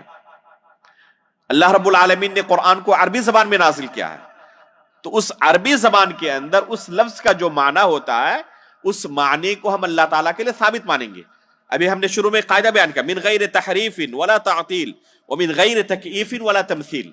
تو اس ضابطے کے تحت ان تمام الفاظ کو اللہ رب العالمین کے لیے، اور یہ الفاظ جن معانی پر دلالت کرتے ہیں ان معانی کو اللہ رب العالمین کے لیے ہم ثابت قرار دیتے ہیں. اس کے بعد اللہ رب العالمین کے متعلق ولیدان، کہ اللہ رب العالمین کی دو ہاتھیں ہیں. یہود کیا کہتے ہیں اللہ رب العالمین کے بارے میں؟ ید اللہ مغلولہ، کہ اللہ رب العالمین کے ہاتھ بندھے ہوئے ہیں. تو اللہ تعالیٰ نے کیا کہا؟ غلت ایدیہم ولعنوا بما قالوا بل یداہ مبسوطتان، کہ بلکہ اللہ رب العالمین کے دونوں ہاتھ کھلے ہوئے ہیں، بندھے ہوئے نہیں ہیں. اللہ رب العالمین خرچ کرتا ہے، تو اس میں اللہ رب العالمین کے دونوں ہاتھوں کا اثبات ہے. لما خلقت بیدی، اللہ تعالیٰ نے کہا ہے آدم علیہ السلام کے بارے میں کہ میں نے اپنے دونوں ہاتھوں سے اس کی تخلیق کی. تو اللہ رب العالمین کے لیے یدین کی، دونوں ہاتھوں کا اثبات ہے. اس کا ثبوت قرآن کریم کے اندر بھی موجود ہے اور حدیث کے اندر بھی موجود ہے. اسی طرح الحقو، حقو کہتے ہیں کمر کو. حقو کس کو کہتے ہیں عربی زبان میں؟ کمر کو. اور اللہ رب العالمین کے لیے حدیث کے اندر، صحیح حدیث میں، صحیح بخاری کی روایت ہے، حقو کا لفظ وارد ہوا ہے. البتہ اس کی تفسیر میں سلف کے یہاں کئی معنی پائے جاتے ہیں، لیکن شیخ الاسلام علامہ ابن تیمیہ رحمہ اللہ نے اس پر بحث کرتے ہوئے کہا ہے کہ جس طرح دوسری صفات ذاتیہ کو ہم اللہ کے لیے ثابت مانتے ہیں اور اس کی نہ کیفیت بیان کرتے ہیں نہ مثال دیتے ہیں، اسی نہج پر چلتے ہوئے حقو یعنی کمر کو بھی اللہ رب العالمین کے لیے ہم ثابت مانیں گے. جو دوسری صفات کے متعلق ہمارا اصول و ضابطہ ہے، لفظ حقو یعنی کمر جس کو اردو میں ہم کہتے ہیں، یہ بھی اللہ رب العالمین کے متعلق ہم اسی طرح ثابت مانیں گے جیسے کہ دوسری صفات کے متعلق ہمارا عقیدہ ہے. چنانچہ حقو کا لفظ صحیح بخاری کی روایت میں وارد ہے. اللہ کے رسول صلی اللہ علیہ وسلم فرماتے ہیں خلق اللہ الخلق فلما فرغ منہ قامت الرحم. رحم کہتے ہیں صلہ رحمی کو. جب اللہ رب العالمین مخلوقات کی تخلیق سے فارغ ہوئے تو صلہ رحمی کھڑی ہوئی. فأخذت بحقو الرحمن، فأخذت بحقو الرحمن، تو صلہ رحمی اللہ رب العالمین، رحمان جس کا نام ہے، اس کے کمر کو پکڑ لی اور کہنے لگی مہ، فقال له، تو اللہ رب العالمین نے اس سے کہا مہ، رک جاؤ. قالت هذا مقام العائذ بك من القطيعة قال الا ترضين ان اصل من وصلك واقطع من قطعك قالت بلى يا رب قال فذاك. یہ حدیث صلہ رحمی کے متعلق وارد ہے، اور صلہ رحمی کے متعلق بے شمار حدیثیں وارد ہیں، آیتیں وارد ہیں، اور یہ وہ حکم ہے جو اللہ تعالیٰ نے مکے میں نازل کیا تھا صلہ رحمی کا، یعنی اپنے رشتہ داروں کے ساتھ رشتہ داری نبھانے اور جوڑنے کا، کاٹنے کا نہیں. کاٹنے کو قطع رحمی کہتے ہیں. تو یہ حکم کہاں پر اللہ تعالیٰ نے نازل کیا تھا؟ مکے کے اندر، جہاں پر احکام نازل نہیں ہوئے تھے. عقیدے کے بنیادی مسائل کو اللہ نے صرف نازل کیا تھا مکے کے اندر، اور وہاں پر اللہ رب العالمین نے صلہ رحمی کا حکم نازل کیا ہے. اس سے آپ اس کی اہمیت کا اندازہ لگا سکتے ہیں. میرا ایک مقالہ ہے تقریباً 150 صفحے کا، جو میں نے جامعہ اسلامیہ مدینہ طیبہ کے اندر امادۃ البحث العلمی کے اندر جمع کیا تھا، الاحادیث الواردہ فی صلۃ الارحام وقطیعتها. صلہ رحمی اور قطع رحمی کے متعلق جو بھی حدیث وارد ہے ان تمام احادیث کا دراسہ. تو وہاں پر یہ حدیث بھی ذکر کی ہے اور دوسری احادیث جو صلہ رحمی کے متعلق ہے، بے شمار حدیثیں ہیں.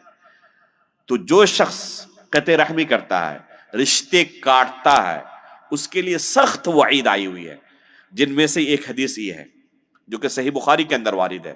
صلہ رحمی اللہ رب العالمین کا کمر پکڑ کر شکایت کرے گی تو اللہ رب العالمین اسے کیا کہیں گے کہ جو تجھے کاٹے گا میں اسے کاٹ دوں گا. یعنی جو رشتہ داری کو کاٹتا ہے، اللہ رب العالمین نے وعید سنائی ہے کہ میں اسے کاٹ ڈالوں گا. تو یہ محل شاہد اس میں کیا ہے؟ فَأَخَذَتْ بِحِقْوِ الرَّحْمَانِ. تو اس میں اللہ رب العالمین کے لیے حقو کا اثبات موجود ہے. تو ہم بغیر کسی مثال کے، کیفیت بیان کرنے کے ہم اس کا اقرار کرتے ہیں جیسے کہ اس کی شان کے لائق ہے. اسی طرح والساق، ساق عربی زبان میں پنڈلی کو کہتے ہیں. یوم یکشف عن ساق ویدعون الی السجود، اللہ تعالیٰ نے قرآن میں کہا ہے. حدیث کے اندر بھی لفظ ساق اللہ رب العالمین کے لیے وارد ہے، تو ہم اس پر بھی ایمان رکھتے ہیں جیسے کہ اس کی شان کے لائق ہے. اسی طرح قدم، اللہ رب العالمین کے 2 قدم ہیں. ایک تو اس کی دلیل آیت الکرسی کے اندر موجود ہے. کیسے؟ اللہ رب العالمین کے قدم کی دلیل آیت الکرسی میں کیسے موجود ہے؟ کیسے اس کو ثابت کریں گے آپ؟ جی، کرسی کا معنی موضع القدمین ہے. ابن عباس رضی اللہ تعالیٰ عنہ نے اس کی تفسیر کیا کی ہے کہ الکرسی موضع القدمین، اللہ رب العالمین کے دونوں قدم رکھنے کی جگہ ہے کرسی. تو ہم اللہ رب العالمین کے دونوں قدم کو اللہ رب العالمین کے لیے ثابت مانتے ہیں. اور حدیث کے اندر آتا ہے کہ جب اللہ رب العالمین جہنم سے سوال کرے گا کیا تو بھر گئی، حل امتلأتی فتقول حل من مزید، تو جہنم کہے گی کہ اور بھی کچھ ہے، فاللہ رب العالمین اپنا قدم اس میں ڈال دیں گے. تو جہنم کی طرف سے آواز کیا آئے گی؟ قطن قط، بس بس.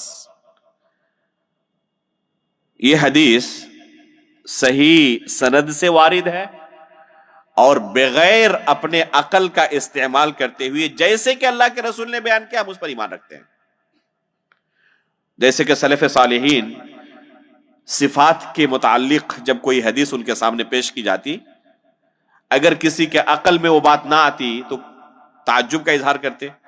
تو کیا جواب میں کہتے؟ امر روحا کما جاءت، امر روحا کما جاءت، جیسے وارد ہے اسی طرح اسے گزار دو. یعنی اس میں کرید نہ کرو کہ کیسے یہ ممکن ہے کہ اللہ رب العالمین اپنے قدم کو جہنم میں ڈالیں گے. اللہ کا قدم جہنم میں کیسے؟ اللہ رب العالمین زیادہ بہتر اس کے بارے میں علم رکھتا ہے. ہمیں جو اللہ کے رسول نے خبر دی ہے ہم اس پر ایمان رکھتے ہیں، اور اس میں ثبوت ہے اللہ رب العالمین کے قدم کا.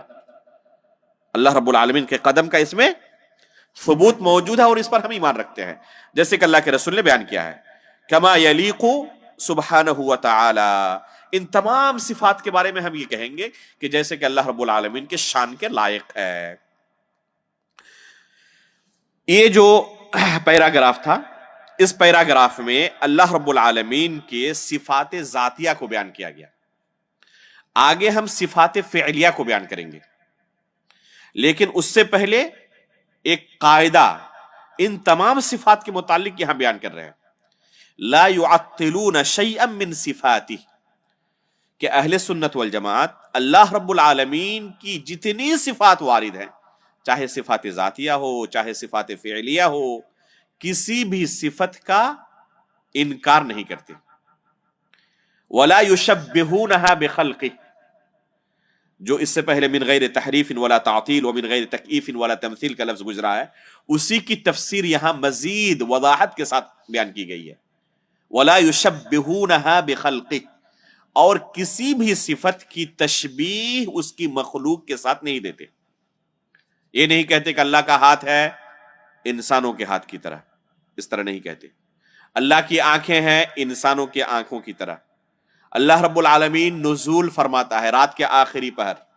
اللہ کے رسول نے بیان کیا کہ جب رات کا آخری پہر ہوتا ہے تو اللہ رب العالمین آسمان دنیا میں نزول فرماتے ہیں. نزول کا معنی عربی زبان میں ہم جانتے ہیں اترنے کو کہتے ہیں. ہم اس پر ایمان رکھتے ہیں کہ اللہ رب العالمین آسمان دنیا میں اترتے ہیں، لیکن کیسے؟ جیسے کہ ہم اس کرسی سے نیچے اتر گئے، ہم تشبیہ نہیں دے سکتے. کیسے؟ جیسے کہ اس کی شان کے لائق ہے، اس نے ہمیں خبر نہیں دی ہے اس کیفیت کے بارے میں. تو ہم بغیر تشبیہ کے اس پر ایمان رکھتے ہیں. فمن شبہہ بخلقہ فقد کفر، یہ جملہ امام بخاری رحمہ اللہ کے استاد نعیم بن حماد رحمہ اللہ کا ہے. چنانچہ کہتے ہیں من شبہ اللہ بخلقہ فقد کفر، کہ جس نے اللہ رب العالمین کو اس کی مخلوق کے ساتھ تشبیہ دی وہ کافر ہو گیا. ومن انکر ما وصف به نفسه فقد کفر، اور اللہ رب العالمین نے اپنے لیے جن اوصاف کا تذکرہ کیا ہے، جس نے ان اوصاف کا انکار کیا وہ بھی کافر ہو گیا۔ تشبیہ دینے والا بھی کافر، تعطیل کرنے والا بھی کافر۔ وَلَيْسَ مَا وَصَفَ بِهِ سُبْحَانَهُ وَتَعَالَى نَفْسَهُ وَلَا رَسُولُهُ تَشْبِيهًا، اور جہاں بھی اللہ رب العالمین نے اپنے لیے یا رسول اللہ صلی اللہ علیہ وسلم نے اللہ کے لیے کسی صفت کا اثبات کیا ہے تو اس میں تشبیہ کی ادنا بھی بو نہیں پائی جاتی۔ جو اہل بدعت ہے، اہل سنت کو مشبہہ کہتے ہیں، مجسمہ کہتے ہیں کہ اہل سنت والجماعت مشبہہ ہے، اللہ کی تشبیہ دیتے ہیں۔ کیسے؟ کہتے ہیں کہ اللہ رب العالمین کے لیے ہاتھ کا اثبات کرتے ہیں، چہرے کا اثبات کرتے ہیں، نزول کا، مجیء اور اتیان کا اثبات کرتے ہیں، غضب اور ضحک کا اثبات کرتے ہیں، تو یہ تو تشبیہ ہو گئی مخلوق کے ساتھ۔ چنانچہ یہ اہل سنت مشبہہ ہے۔ تو ہم ان کو کیا کہیں گے کہ ان صفات کو ہم اللہ کے لیے ثابت قرار دیتے ہیں، لیکن ان میں کہیں سے بھی کوئی تشبیہ نہیں ہے۔ ہم ضرور ثابت قرار دیتے ہیں، لیکن کبھی یہ نہیں کہتے کہ مخلوق کی طرح اللہ کی یہ صفات ہے، بلکہ ثابت قرار دیتے ہیں جیسے اللہ نے ثابت قرار دیا ہے۔ ساتھ ہی فوراً ہمیں یہ عقیدہ رکھتے ہیں کہ یہ مخلوق کے صفت کی طرح نہیں ہے۔ تو یہ امام بخاری رحمہ اللہ کے استاد نعیم بن حماد رحمہ اللہ کا مشہور جملہ ہے، جسے سلف نے تائید کی ہے۔ تو کیا پتا چلا کہ یہ مسئلہ کوئی آسان مسئلہ نہیں ہے، یہ اسلام اور کفر کا مسئلہ ہے۔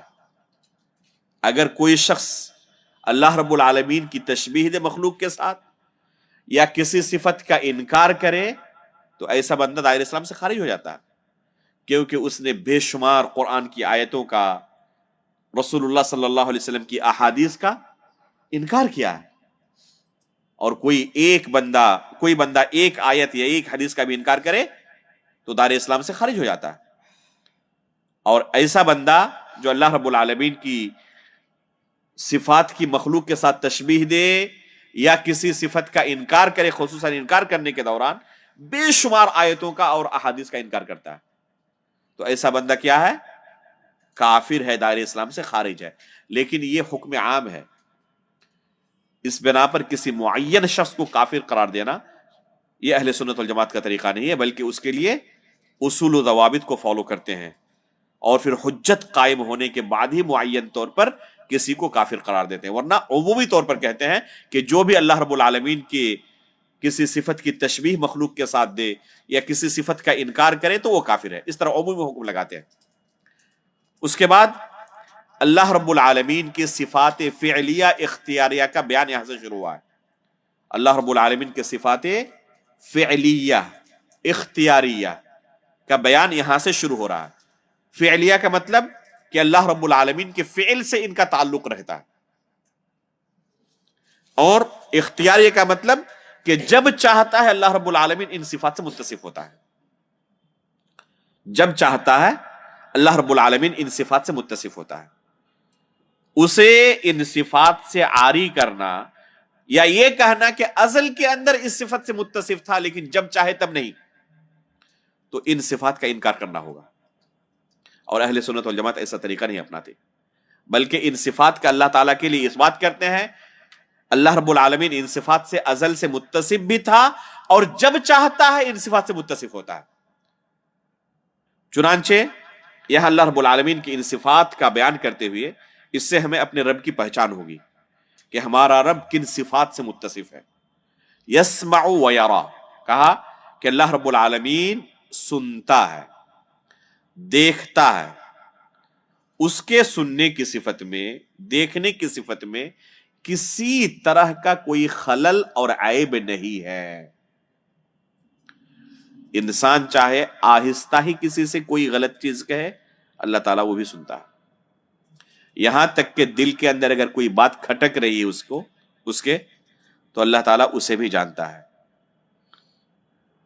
دیکھنے کی جو اس کی صفت ہے تو مخلوق کی طرح اس کے اندر خلل اور عیب نہیں ہے۔ جس طرح ہم مخلوق سے کسی طور پر چھپ جاتے ہیں اور یہ سمجھتے ہیں کہ ایک دم پورا ہم پروف ہو چکے ہیں، کوئی ہمیں دیکھ نہیں سکتا اس موقع پر، اللہ رب العالمین کے ساتھ ایسا نہیں ہے. لا تخفى علیہ خافیہ، لا يعزب عنہ مثقال ذرہ، ذرے کے برابر بھی کوئی چیز اس سے اوجھل نہیں ہو سکتی. تو ہم اللہ رب العالمین کے لیے سننے کی صفت کو ثابت قرار دیتے ہیں، دیکھنے کی صفت کو ثابت قرار دیتے ہیں. وَيُرِيدُ وَيَشَاءُ کہ اللہ رب العالمین ارادے کی صفت سے، مشیت کی صفت سے متصف ہے. فَعَّالٌ لِمَا يُرِيدُ قرآن میں اللہ تعالیٰ نے کہا ہے. مشیت کے بارے میں قرآن کی بے شمار آیتیں موجود ہیں. قرآن میں اللہ تعالیٰ نے کیا کہا؟ وَمَا تَشَاءُونَ إِلَّا أَن يَشَاءَ اللَّهُ رَبُّ الْعَالَمِينَ. تو اللہ رب العالمین مشیت کی صفت سے متصف ہے، جو چاہتا ہے کرتا ہے. جو تم چاہتے ہو وہ اللہ رب العالمین کی مشیت کے ماتحت ہے. مجبور بھی نہیں ہے انسان، اور نہ کلی طور پر اللہ رب العالمین کی مشیت سے جدا ہے، بلکہ آزاد ہے سوچنے کے بارے میں، چاہنے کے بارے میں، لیکن اللہ کی مشیت کے ماتحت ہے. تو اللہ رب العالمین کے لیے مشیت کی صفت کو ہم ثابت قرار دیتے ہیں. وَيَضْحَكُ وَيَغْضَبُ اور ہمارا پروردگار ضحک یعنی ہنسنے کی صفت سے متصف ہے، اور اسی طرح غضب کی صفت سے بھی اللہ رب العالمین متصف ہے. اللہ رب العالمین ناراض بھی ہوتا ہے اور اللہ رب العالمین ہنستا بھی ہے. اور یہ تمام صفتیں حدیث کے اندر یا قرآن کی آیتوں کے اندر آئی ہوئی ہیں. وَيَأْمُرُ وَيَنْهَى اور اللہ رب العالمین حکم دیتا ہے اور روکتا بھی ہے. بہت سارے کاموں کا اللہ نے حکم دیا، بہت سارے کاموں سے اللہ رب العالمین نے روکا بھی کہ یہ کام تمہارے لیے جائز نہیں. اس کے بعد کہا وَيَتَكَلَّمُ بِكَلَامٍ مَسْمُوعٍ جَامِعٍ لِلْحَرْفِ وَالصَّوْتِ مَتَى شَاءَ. یہ مَتَى شَاءَ کا تعلق تمام صفات سے ہے، صرف یتکلم سے نہیں ہے. یسمع سے بھی ہے، یرا سے بھی ہے، یریدو سے بھی ہے، یشاء سے بھی ہے، یأمر سے بھی ہے، ینہا سے بھی ہے، یتکلم سے بھی ہے. تمام صفات سے یشاء کا تعلق ہے. اس لیے ان کو کیا کہا جاتا ہے؟ صفات فعلیہ اختیاریہ، یعنی جب اللہ تعالیٰ چاہے تب، اس کی مشیت کے تحت.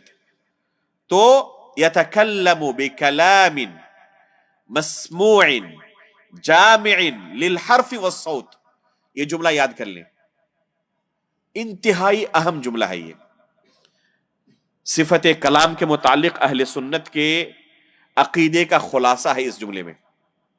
یتکلم بکلام مسموع جامع للحرف والصوت کہ اللہ رب العالمین کلام کرتا ہے. کیسا کلام؟ مسموع جسے سنا جا سکے اور سمجھا بھی جا سکے، ایسا نہیں کہ جو غیر مفہوم کلام ہو. جامع للحرف والصوت جس کلام میں حرف بھی موجود ہے اور صوت یعنی وائس موجود ہے، آواز موجود ہے.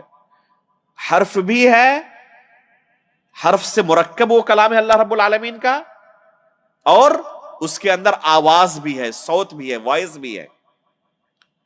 اہل بدعت اللہ رب العالمین کے کلام کا یا تو سرے سے انکار کرتے ہیں کہ اللہ رب العالمین کلام نہیں کرتا. بعض لوگ اگر مانتے بھی ہیں تو کہتے ہیں کہ ازل کے اندر کلام کیا تھا، جب چاہتا ہے کلام نہیں کرتا. ہم یہ نہیں کہتے، بلکہ آدم علیہ الصلوۃ والسلام سے اللہ رب العالمین نے کلام کیا تھا،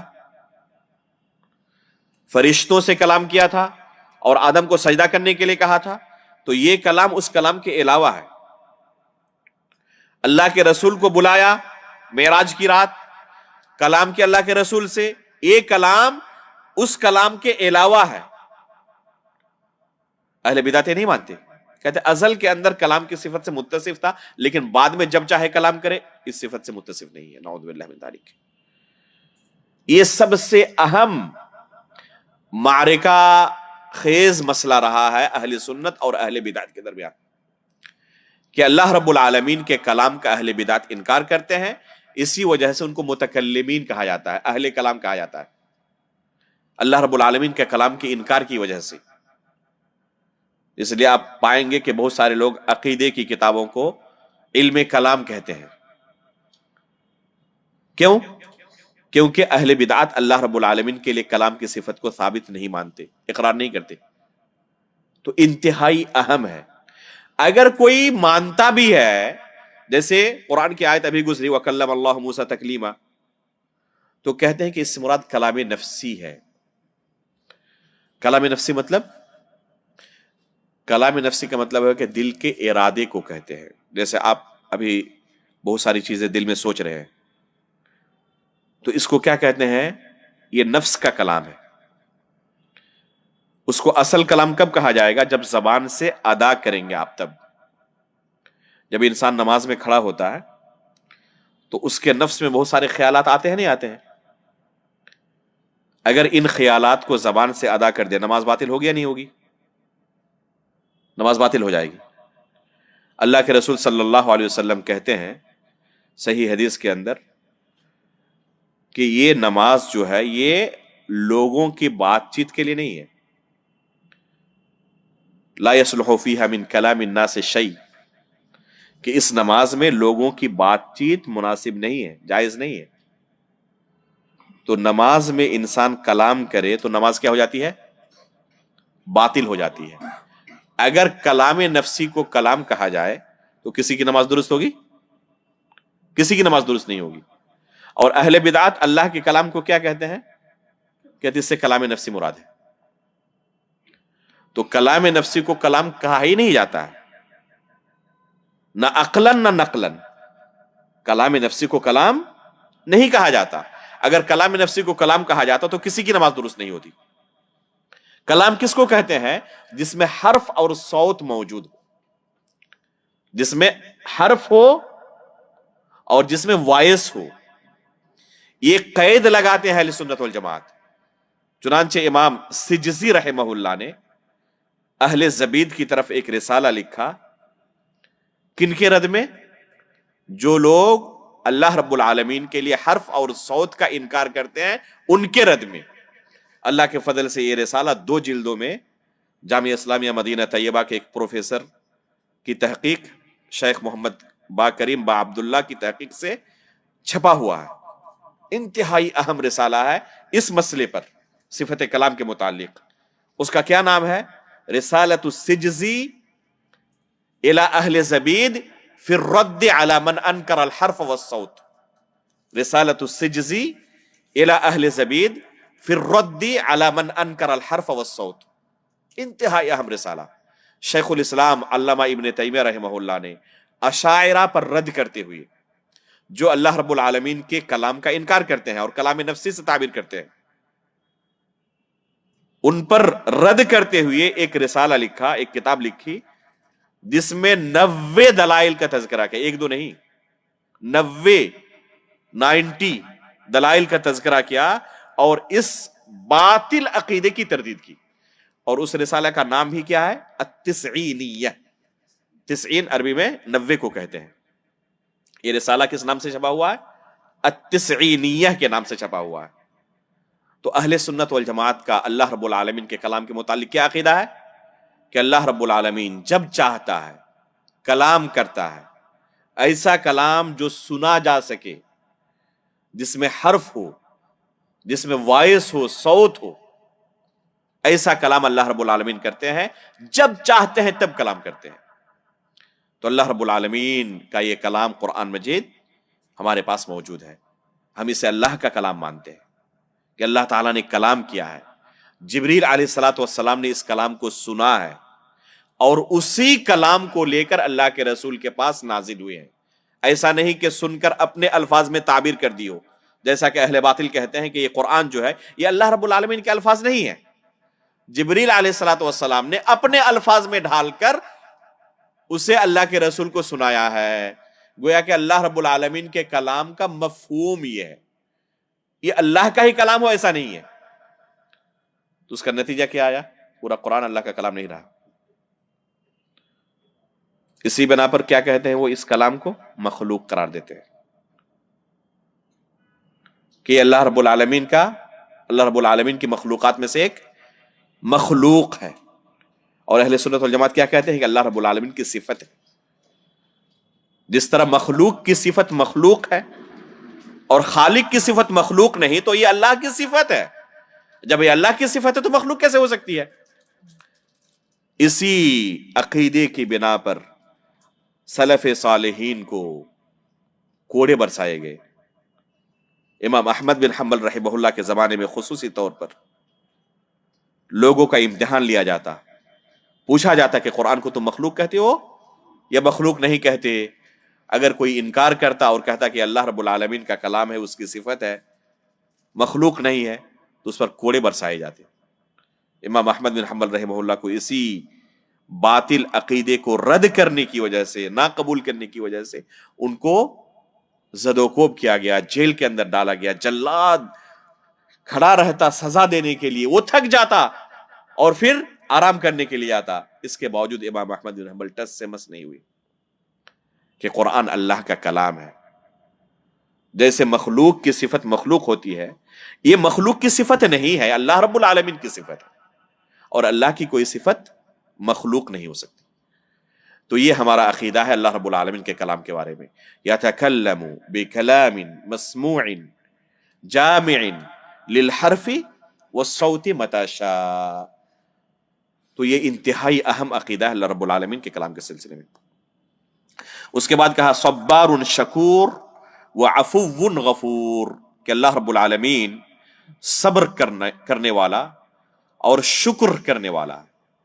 صبار اور شکور یہ لفظ قرآن میں 4 مرتبہ آیا ہے. ان فی ذلک لآیات لکل صبار شکور. قرآن میں کتنی جگہوں پر آیا ہے؟ 4 جگہوں پر. شیخ الاسلام علامہ ابن تیمیہ رحمہ اللہ فرماتے ہیں ان دونوں صفت کے بارے میں، صبر اور شکر کے بارے میں، کہ کتاب و سنت کے تمام نصوص کو اگر بغور پڑھا جائے، دیکھا جائے، تو اس کا نتیجہ یہ نکلتا ہے کہ پورا دین بالجملہ 2 چیزوں کا نام ہے. ایک ہے صبر، دوسرا ہے شکر. ایک ہے صبر، دوسرا شکر. اور اس کی دلیل یہ آیت ہے ان فی ذلک لآیات لکل صبار شکور. اور اللہ کے رسول صلی اللہ علیہ وسلم کی حدیث ہے عجبا لامر المؤمن ان امرہ کلہ خیر، کہ مؤمن کی زندگی بھی عجیب و غریب ہے، اس کے ہر معاملے کے اندر خیر ہے. اگر اسے کبھی تکلیف پہنچتی ہے تو کیا کرتا ہے؟ صبر کرتا ہے، جو اس کے لیے خیر ہے. کبھی خوشی محسوس ہوتی ہے تو اس پر بھی صبر کرتا ہے، اس میں بھی اس کے لیے خیر ہے. تو اس کی زندگی میں خیر ہی خیر ہے، کبھی شر نہیں ہے. وَلَيْسَ ذَلِكَ لِأَحَدٍ إِلَّا الْمُؤْمِنِ، اور یہ مؤمن کے علاوہ کسی کو حاصل نہیں ہے. اس پر تفصیل سے میں نے 1.5 گھنٹے کا درس دیا ہے صبر اور شکر پر، اس لیے اس ویڈیو کی طرف آپ لوگوں کے حوالہ کروں گا. امید ہے کہ انشاءاللہ کسی نے اپلوڈ اسے کیا ہے. پونے کے اندر ایک درس میں صبر اور شکر پر تفصیلی تقریباً 1.5 گھنٹے کا درس دیا تھا میں نے. یہاں بھی دیا تھا، اللہ کو بھول گیا میں. تو وہ اس ویڈیو کو سن لیں آپ لوگ، تو پھر سن چکے ہیں ماشاءاللہ. اس کے بعد عفو غفور، اللہ رب العالمین معاف کرنے والا ہے، بخشنے والا ہے. یہ اللہ رب العالمین کے ناموں میں سے ہے.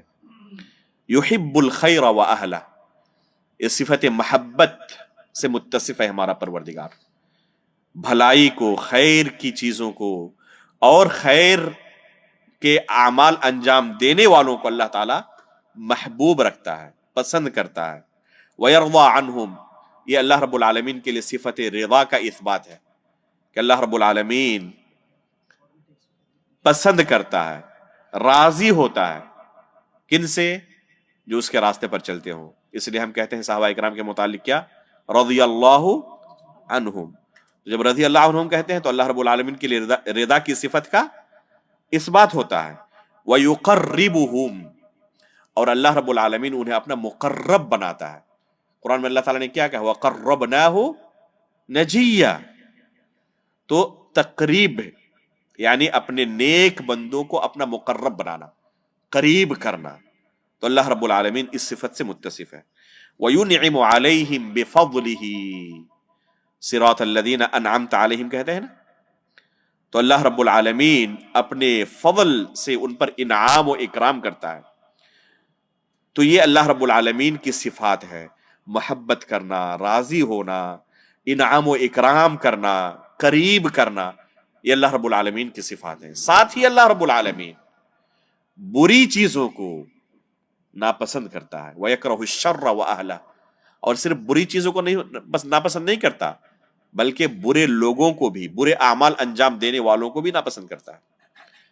یہ ہمارا عقیدہ نہیں ہے، ہمارا منہج نہیں ہے۔ جو لوگ کہتے ہیں کہ صرف برائی سے نفرت کرو، برائی کرنے والوں سے نہیں، کچھ لوگ کہتے ہیں نا کہ برائی سے نفرت کرو، برے لوگوں سے نہیں، برائی کرنے والوں سے نہیں۔ ہمارا منہج کیا ہے؟ تبت یدا ابی لہب وتب، ضرورت پڑے تو نام لے کر بھی ان برے لوگوں کا تذکرہ کیا جائے گا۔ تو اللہ رب العالمین برائی کو بھی ناپسند کرتا ہے اور برے اعمال کرنے والوں کو بھی ناپسند کرتا ہے۔ وَيَسْخَطُ عَلَيْهِمْ، ناراض بھی ہوتا ہے ان پر، وَيَنْتَقِمُ مِنْهُمْ بِعَدْلِهِ، اور ان سے بدلہ بھی لیتا ہے، اور اس بدلہ لینے میں، انہیں سزا دینے میں اللہ رب العالمین عادل کرتا ہے۔ اگر کسی کو اللہ تعالی جہنم میں داخل کرے، کسی کو سزا دے اس کی گناہ کے بقدر، تو یہ اللہ رب العالمین اس پر ظلم نہیں کرتا ہے، بلکہ اس کا عدل ہے۔ وَلَا يَظْلِمُهُمْ مِثْقَالَ ذَرَّةٍ، اور ذرے کے برابر بھی ان پر ظلم نہیں کرتا۔ وَلَا يَرْضَى لِعِبَادِهِ الْكُفْرَ، اور اپنے بندوں سے کفر کو وہ پسند نہیں کرتا، اس سے راضی نہیں ہوتا۔ یہ تمام جو صفات ذکر کی گئی، ہر صفت کے پیچھے قرآن کی کوئی دلیل ہے یا حدیث رسول ہے۔ اسی طرح یفرح بتوبتہم، اگر کوئی بندہ گناہ کرنے کے بعد اللہ رب العالمین کے سامنے توبہ کرتا ہے تو اللہ تعالیٰ کو بہت زیادہ خوشی حاصل ہوتی ہے۔ حدیث میں آیا ہے للہ افرح بتوبت عبدہ، یہی لفظ افرح بتوبت عبدہ، تو اسی سے ماخوذ یفرح بتوبتہ، کہ جب بندہ کوئی توبہ کرتا ہے تو اللہ رب العالمین خوش ہوتا ہے اس توبے سے۔ اس کو کہا یستر علیہ من ستر مسلما سترہ اللہ، کہ اگر کوئی بندہ اپنے کسی مسلمان بھائی کی ستر پوشی کرے، اس کے عیب پر پردہ ڈال کے رکھے، تو اللہ تعالیٰ بھی اس پر پردہ ڈال کے رکھتا ہے، جیسے کہ ستیر کی تفسیر میں ابھی آپ کے سامنے بیان کیا گیا تھا۔ وَيَعْفُ عَنْهُمْ وَيَغْفِرُ لَهُمْ، اسی طرح معاف بھی کر دیتا ہے اللہ رب العالمین، انتقام نہیں لیتا فوراً، اور انہیں بخش بھی دیتا ہے۔ وَيَرْحَمُهُمْ، اور ان پر رحم کرتا ہے۔ سبقت رحمتہ علی غضبہ، اللہ رب العالمین کی رحمت اس کے غضب پر غالب ہے۔ الرحمن الرحیم، اللہ رب العالمین کے ناموں میں سے دو اہم نام ہیں، حی کریم یستحیی، اللہ رب العالمین کے ناموں میں سے بس یہ جملہ یستحیی من الحق والا ختم کر کے اس درس کو ہم یہاں پر روکیں گے انشاءاللہ، بس اور 2-3 منٹ۔ حی کریم، اللہ رب العالمین شرم و حیا کرنے والا ہے، کرم کی صفت سے متصف ہے۔ حلیم، حلیم کے اندر صبر کا معنی پایا جاتا ہے، بردبار جسے آپ اردو میں کہتے ہیں۔ ستیر، اور پردہ ڈالنے والا ہے، یہ اللہ رب العالمین کے نام وارد ہیں۔ یحب الحیاء والستر، اور اللہ رب العالمین شرم و حیا کو اور پردہ ڈالنے کو پسند کرتا ہے۔ یستحیی من عبدہ اذا رفع یدیہ الیہ ان یردہما صفرا، جب بندہ اپنے دونوں ہاتھوں کو اس کی جانب بلند کرتا ہے تو ان دونوں ہاتھوں کو خالی واپس کرنے سے اسے شرمندگی محسوس ہوتی ہے۔ تو اس میں اللہ رب العالمین کے لیے صفت حیا کا انکار ہے یا ثبوت ہے؟ بتائیں۔ ثبوت ہے کہ اللہ رب العالمین شرم و حیا محسوس کرتا ہے، یہ حیا کا ثبوت ہے۔ اور فوراً اس کے بعد کیا کہا؟ ولا یستحیی من الحق، اور حق سے اللہ رب العالمین حیا نہیں کرتا، تو یہاں انکار بھی ہے حیا کا۔ تو اللہ رب العالمین کے لیے حیا کا ثبوت بھی ہے اور حیا کا انکار بھی ہے۔ تو کس حیا کا ثبوت ہے اور کس کا انکار ہے؟ حیا کی 2 قسمیں ہیں، ایک حیا محمود ہے، ایک حیا مذموم ہے،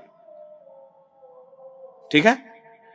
اگر علم حاصل کرنے سے کسی کو حیا آتی ہے، میری عمر 70 سال ہو چکی ہے، کیسے 10 سال 12 سال 15 سال کے لڑکوں کے ساتھ بیٹھوں گا، شرم محسوس ہو رہی ہے، تو یہ حیا مذموم ہے، یہ حیا محمود نہیں ہے، یہ حیا مذموم ہے۔ اما عائشہ رضی اللہ تعالی عنہ انصاری خواتین کی تعریف کرتے ہوئے کہتی ہیں نعم نساء الانصار لم يمنعهن الحیاء ان يتفقهن فی الدین، کہ انصاری خواتین کتنی بہترین ہیں، شرم و حیا کی وجہ سے دین سیکھنے سے پیچھے نہیں رہتی. تو یہ حیا اگر کسی کے اندر ہے اور حیا کی وجہ سے کسی عالم سے سوال نہیں کر پاتا، درس میں آ کے نہیں بیٹھ پاتا، ابھی تصویر ہوگی تو میں بھی تصویر میں آ جاؤں گا، تو لوگ کیا سمجھیں گے کہ دیکھو اتنی بڑی عمر ہو چکی ہے اور ایک کم سن استاد کے پاس بیٹھے ہوئے ہیں، اس لیے شرمندگی محسوس ہو رہی ہے. تو یہ حیا کیا ہے؟ مذموم ہے. تو اللہ رب العالمین اس حیا سے بے نیاز ہے، پاک ہے، لا یستحی من الحق. اور ایک حیا محمود ہے. ایک حیا کیا ہے؟ اچھی صفت ہے حیا کی، جس کو اللہ کے رسول نے حدیث کے اندر کیا بیان کیا؟ الحیاء شعبۃ من الایمان اذا لم تستحی فاصنع ما شئت. اگر تمہیں شرم و حیا نہ ہو تو کچھ بھی کرو. تو اگر انسان کو شرم و حیا کی وجہ سے اللہ کی نافرمانی نہیں کر پاتا، وہ بہت سارے گناہوں سے انسان کس لیے رکا رہتا ہے؟ صرف شرم و حیا کی وجہ سے. ابھی یہاں میں فلم ہال دیکھنے میں، فلم ہال کے اندر داخل ہوں گا، ہو سکتا ہے کہ کوئی دیکھ لے مجھے، شرمندگی محسوس ہوگی، اس لیے اس گناہ سے بچا رہا. تو یہ حیا کیا ہے؟ اچھی صفت ہے جو اسے گناہوں سے روک کر رکھے. تو حیا دو طرح کی ہے، ایک محمود ہے، ایک مذموم ہے. تو اللہ تعالیٰ صفت حیا سے متصف ہے جو کہ محمود ہے، اور جو مذموم حیا ہے اللہ رب العالمین کے لیے اس حیا کا ہم کیا کریں گے؟ انکار کریں گے. تو اللہ تعالیٰ کی صفات دو طرح کی ہیں، صفات ثبوتیہ اور صفات منفیہ. صفات منفیہ کا تذکرہ صرف ایک ہی صفت کا آج آیا ہے. ابھی کتاب باقی ہے اور کافی مسائل باقی ہیں. میرے پاس دو آپشن تھا، یا تو کتاب ختم کر دو جلدی بھگا کر، اور دوسرا آپشن تھا کہ نہیں، حق ادا کیا جائے، بہت زیادہ طویل نہ ہو لیکن کم از کم مسائل لوگوں کے ذہن میں آ جائے، خصوصاً جو قواعد ہیں لوگوں کے ذہن میں آ جائے. اس لیے افضل یہی سمجھا کہ مکمل کتاب ختم نہ کیا جائے اور ان مسائل کو واضح کیا جائے جو یہاں پر بیان ہوئی ہے. انشاءاللہ اگلے کسی درس میں اللہ رب العالمین سے ہم دعا کرتے ہیں کہ ہمارے لیے کوئی راستہ نکال دے. اگلے کسی درس میں انشاءاللہ کتاب کا اگلا حصہ آپ کے سامنے پڑھایا جائے گا باذن اللہ تعالی. یہیں پر ہم بس کرتے ہیں اور اللہ رب العالمین سے دعا کرتے ہیں کہ اللہ رب العالمین اس مجلس کو اپنی رضامندی کے لیے قبول فرما لے. اللہ رب العالمین اسے ہمارے میزان حسنات میں شمار فرمائے. آمین. تقبل رب العالمین. وصلی اللہ علی نبینا محمد. سبحانک اللہم وبحمدک، اشہد ان لا الہ الا انت، استغفرک واتوب الیک.